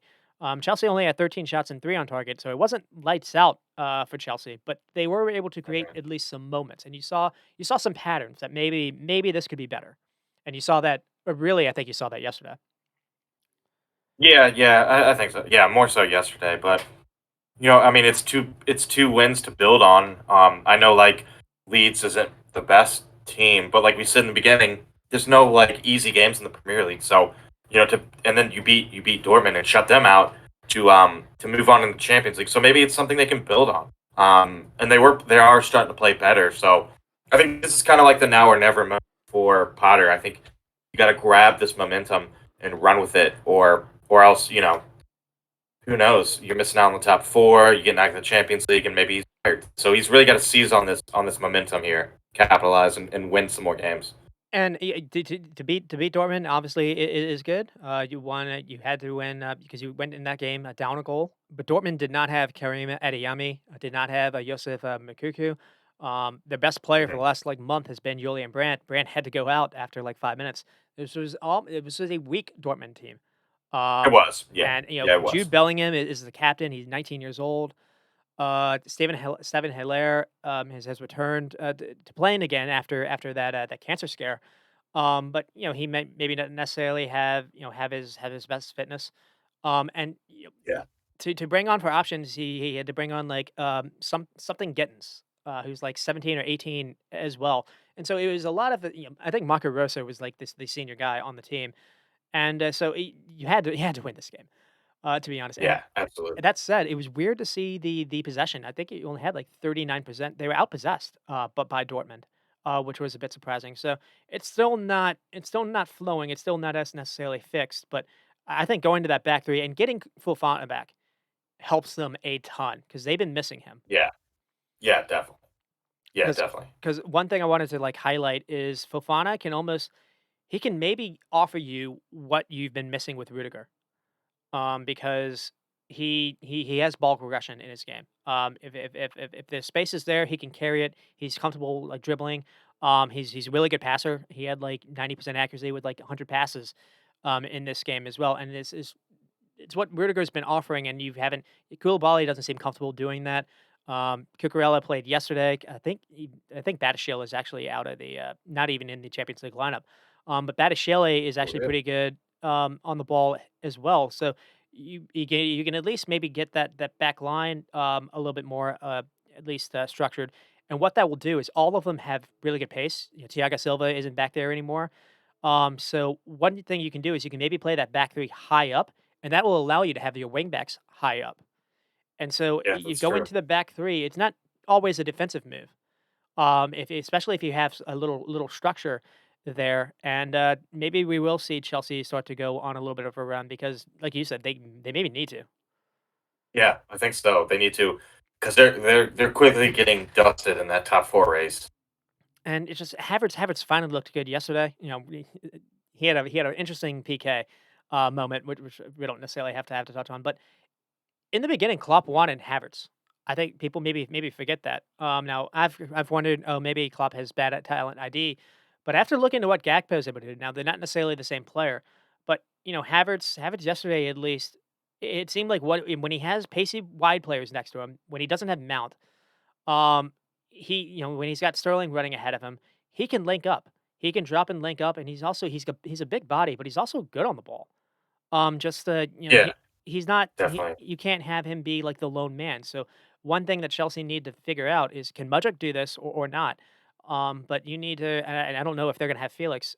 They might have Nkuku next year, so maybe that'll be the fix. But Oh, you need to could be. have wide players ahead of him that can cut inside, that can also score goals. If you're going to have Havertz kind of work this way, otherwise, he does probably need to move on. But he did look good. Yeah, I think He so. did look good yesterday. Yeah, he did. Maybe he can build on that performance. And then we'll move on to Nottingham Forest and Everton. We'll see how we're doing for time. It could be better. Um, Liverpool won't score 7 goals every game, Rex. So we won't have to do this one. Uh, True, that is true. Nottingham Forest to win two or do tie 2-2 with Everton, and it maybe feels like a win because Everton were leading both times. Started with a Demar Gay PK. I think someone it might be Shelby. Shelby like brings down McNeil, and Brendan Johnson's able to get it to tie it 1-1. It's almost like a putback goal, but the thing that was good here is it took forever for Forest to actually get into the game. And then, the commentators kept being like, "When's the last time you heard Chris Wood or the attackers get a touch on the ball?" And all three got a touch. Morgan Gibbs White, Chris Wood, and Brennan Johnson were a part of this goal. And then Decore was able to go ahead with the second goal. And I even texted this about Jeremy. This is Dyche ball, 100%. Yeah, Uh, there's yeah, a definitely. there's a free kick, and ooh, that's one of the negatives to back starting to hurt. There's a free kick that I think even Pickford like takes.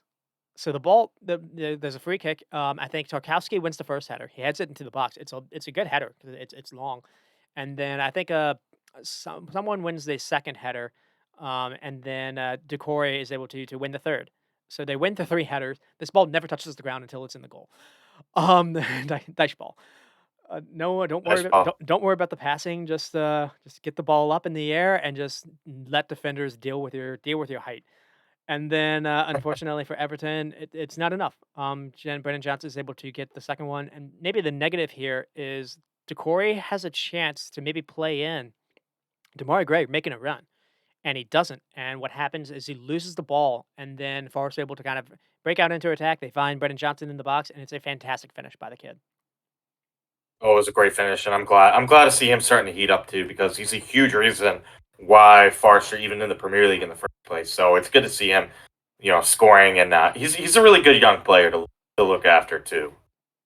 And, I mean, this was a pretty good, warm up for the Liverpool game, to be honest. I wasn't expecting this to be what it was. And not necessarily to see, 4 goals scored, but it felt like a cup final, or basically it felt like one of the both teams recognized, "Hey, this is our opponent we're fighting for relegation," because there was so many challenges and it was physical. It was really physical.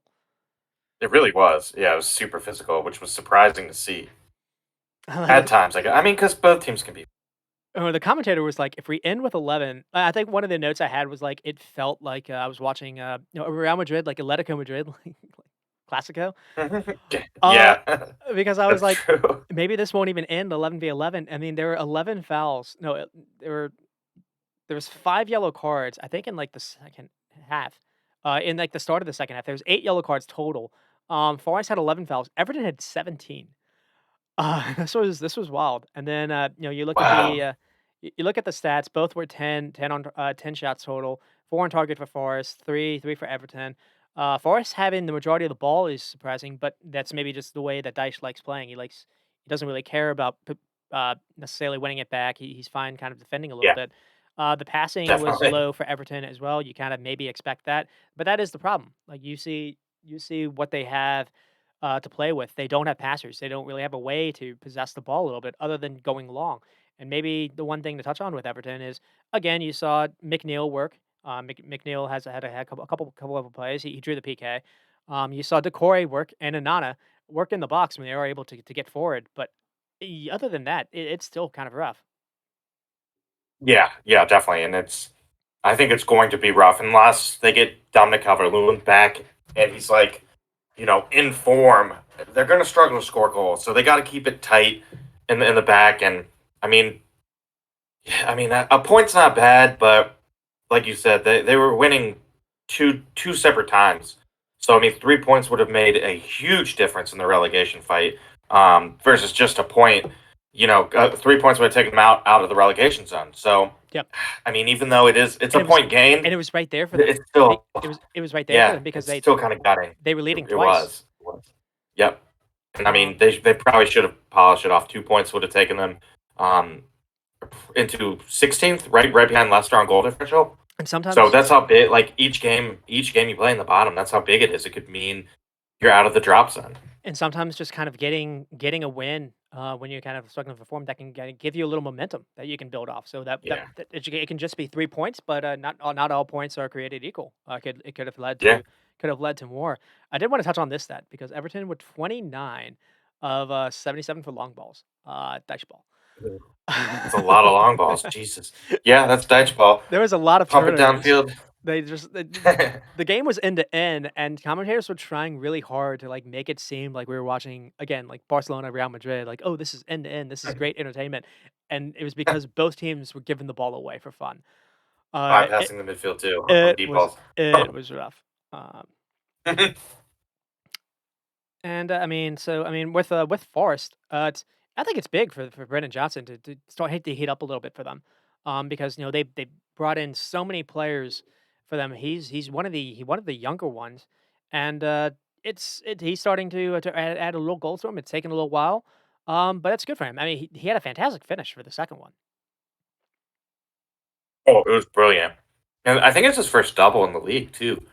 I Hmm. think it probably has to be. So he's heating up, and like we said, like he was a huge factor in why they got promoted. So it's good to see him like starting to find his feet in the Premier League. And I mean, Nottingham is they're not necessarily in their 14th, which sounds like a good place, Yeah. but No, they they I mean they they're only 4 points out. So yeah, that's a good point for them too, especially because it looked like they weren't going to get anything. So I mean, maybe the one thing you can say about Forest is that home crowd might be enough. Might be enough for them because they at least it comes across on the TV screens every single time. The atmosphere is incredible, and so it seems like it's a hard place to play.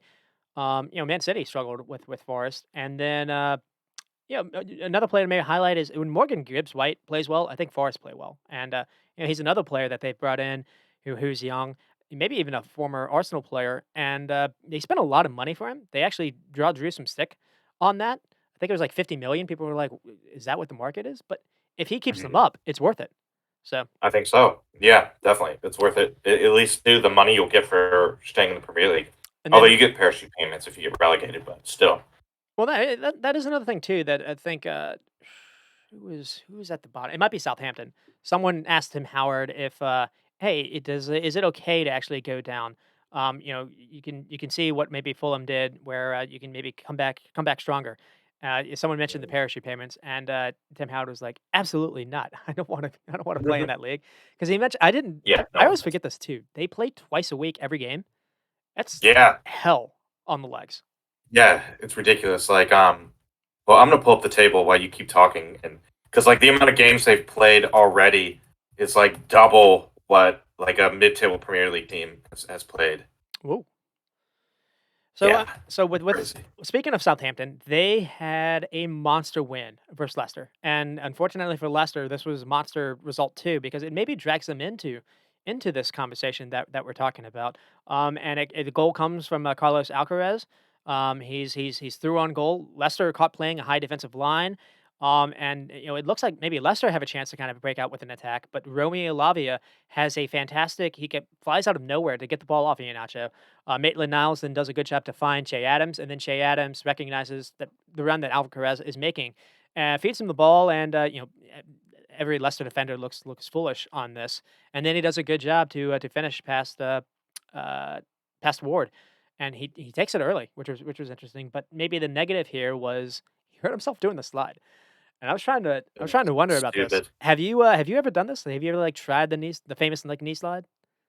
No, and mainly because I don't want to get hurt, or I would feel like I'd just sink into the turf and face plant and not slide. we Or, have or now it's like those turf fields, And so we have different we have like different mess up your yeah, knees. we have different ground, than they do. Because I was trying to be like, if we would be it would be on, like, hard rock, like, type ground, Yeah, like, you wouldn't want to.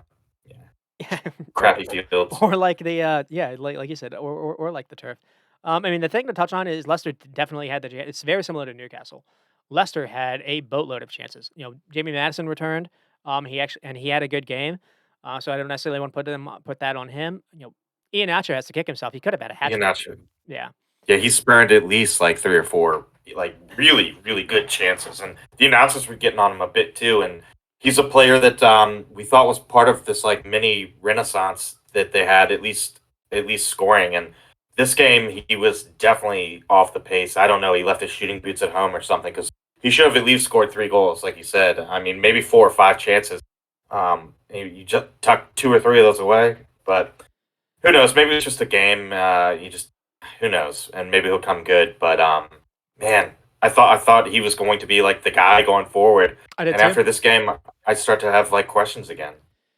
Well, and I imagine that Rogers will as well, but I hope not. I do think that what he's been able to show for the last few games, it does warrant at least kind of sticking with him a little bit. Now he might go back to Vardy. Vardy is healthy again. But I think I like the idea of playing Vardy more as a second half kind of guy to run versus tired legs. I think Iheanacho actually offers you a lot in link-up play. Uh, they're missing. They're starting to have a little bit of an injury stretch at the worst time, which isn't Yeah, good. Christensen's been a really good performer for them for the last few weeks. I thought he did a really good job defending Saka last week. And apparently he's now got something that's going to be out for a couple of weeks. It's good that they got Ricardo Pereira back, but he looked kind of rusty. And they're not going to have Tielemans now for I think a couple of weeks as well. He apparently did something to his ankle.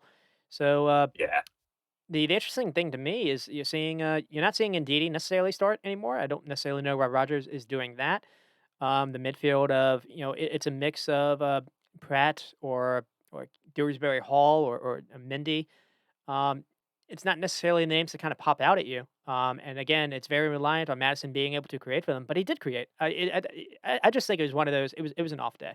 11 shots and 0 on target shocked me. I didn't realize they didn't have a single shot on target because their very XG low. was almost 2. Really? Out of these 11 shots, at least 5 were really good opportunities. 5 were close. Mm, And they hit the crossbar yeah, on the last definitely. on a final attempt from another really good cross by Madison that Suter maybe should have done better on. Oh yeah, I remember that one. Yeah, he definitely should have done better. And so I don't really know what to think. It's one thing when you got a player missing and maybe you're getting someone back, you can kind of plug them in, or it's not necessarily like they're playing poor. They didn't. I don't think they played poor this game, but again, it's that Newcastle situation where what do you do if you're playing well and you still can't get anything on goal? Yeah, yeah. What do you? Well, like, what you have to change something, I guess, and figure a bunch of stuff out. And it's a perfect example of how Leicester's season has gone this year. They have a couple good games and never able to build on it, and then you get a couple bad injuries. Mhm. And then And then you're back to where you were. Yeah, it's a 6 pointer, to be honest, the way that Southampton's able to get this point because it brings Leicester into uh-oh land. yeah. Only 2 points out. And with Southampton, we don't necessarily know what's going to happen with Alcaraz celebrating. I mean, the way his knee like bent was kind of scary. Also, another thing too is Yeah, uh, after seeing that, because I watched that in real time, I was cringing anytime Liverpool was celebrating and doing the knee slide versus Man United because Darwin Núñez did it, Gakpo did it, Robertson yeah. actually did it, like falling into Gakpo, and I was like, stop it, don't do that anymore. 'Cause I used to love watching, knee slide, celebrations, and after that, I was like, Oh "I don't yeah. I don't wanna see it again." Don't do it anymore. Yeah, because you don't want to get hurt celebrating. That's gonna make the coach angry. And, for Southampton, the positive is, you win the game with, James Ward-Prowse actually having, an uh-oh himself, and maybe the way to stop him from scoring free kicks is give him a PK instead. Yeah, Because maybe. he's now missed he's missed 2 that he's taken. But yeah, I think it was interesting too that we saw, a different lineup actually from the coach. So we saw Sulemana and Walcott on the wing. Sulemana wasn't played as a striker. Jay Adams returned. He had a really good play for the goal, and I think the thing with Walcott is he's like 34 years old, but he actually showed like really good pace, I thought. And kind of the main thing that I'm looking at here is they said it's the youngest squad in the league. Walcott, for being 34, maybe you need a little veteran leadership out there. So maybe he'll help them.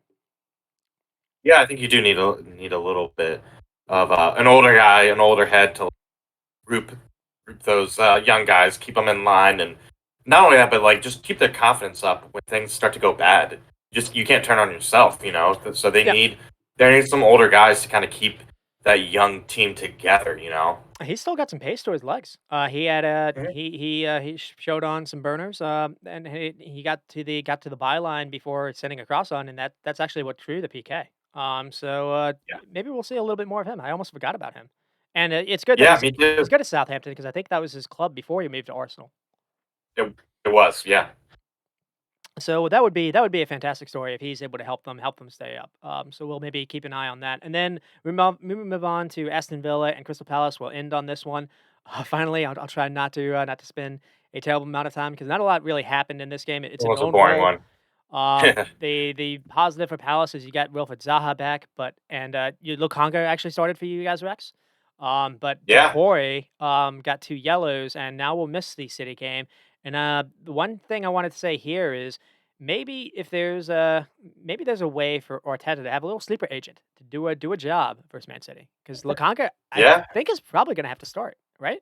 I think so. Yeah, I think so too. So yeah, maybe he can kind of help out his parent club. Hopefully, um, but honestly, just playing time for him Mhm. will make me happy. But yeah, if they can nick a point or even all three off of City, that would be awesome too. And I think you're right. I think Lukonga's probably in line to start now.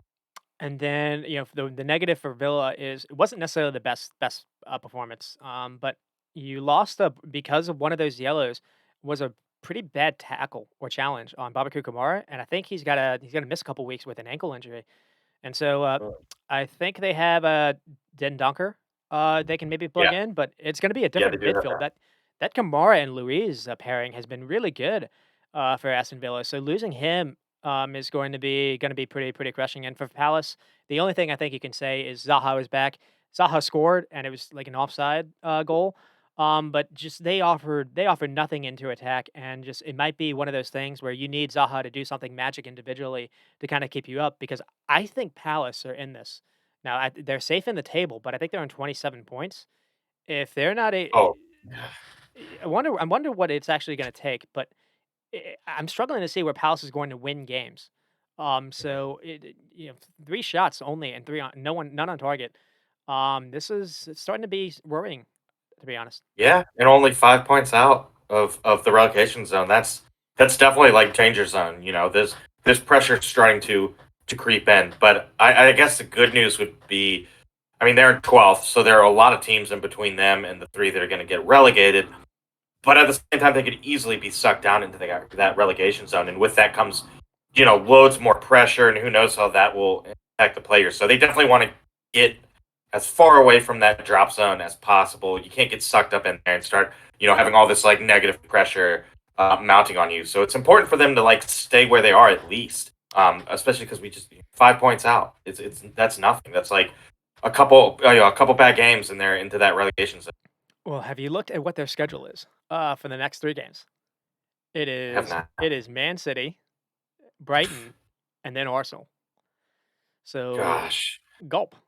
Um, Well, yeah, at least after that, it's Leicester, Palace, Southampton, Everton, yeah, but Wolves, West Ham. but the problem is like if they don't get results in those games, the way that like you said, it's only 5. It's possible that they could find themselves in a spot where they have to get results by that time. But so Yeah, they and you don't they want to be in that so that spot there. they still have a way to control their destiny. And I do think Vieira is a good coach, but it's Me too. it is starting to be times. Well, maybe see I want to see Edward or Edouard play as a striker again. Maybe Zaha a little bit more on the wing. Maybe Yeah, me that'll help too. him a little bit because Out wide. yeah. Yeah, and then Elise wide too on the other side, or something like that would work. I still wish they had Gallagher in the mid. I do too, especially because Gallagher did a job for them when they played Man City last year, and I can't imagine it'll happen again. But I'm Yeah, trying to think. Palace was beating Man City this year, and then there was maybe a red card or not. I think it was right after Palace had done a job with Liverpool, and then Man City Holland had like a hat trick in like the second half. So it was Anderson was doing a job on Holland, and then Holland woke up. So maybe something can happen again. I think it's at Man City this game though. Uh, yeah. You never know. You never know. but Something could happen. that said, that is our show. We went a little long, but we didn't do a 3-hour show. I'm happy about that. Rex, good to see you again. And do you have Good to be back. anything else you want to say? Oh, no, just excited for more games. We got more Champions League today. We got Europa League tomorrow. I think, yeah, I think the So Europa League a maybe lot of good football. overshadows the Champions League. Now, well, I'll probably watch Spurs and AC Milan, but I am looking forward to watching Arsenal and Sporting. I want to watch you guys play Manuel Ugarte, and I want to watch. I want to see how United bounce back. They have a Yeah, me too. they play Betis, and Betis all they did in the weekend was draw Real Madrid 0-0. So Yeah, they're a pretty good team, a feisty team, and so is Sporting. So it's gonna be good, Ben. I think you're right there. I think Europa League's kind of drawing my eye more than Champions League this week, which is kind of weird. But there are more games too, so it's gonna be an interesting week of soccer again. So it will indeed, and we'll be back to talk about it all again, either next Tuesday or Wednesday. Again, you can find us on Spotify for Reserve Squad Midweek. Also on the YouTube page, as you're probably watching here, and we'll be looking forward to see you guys next week. So for us two at the that's Reserve right. Squad, you stay squatted You stay squatty. and stop recording.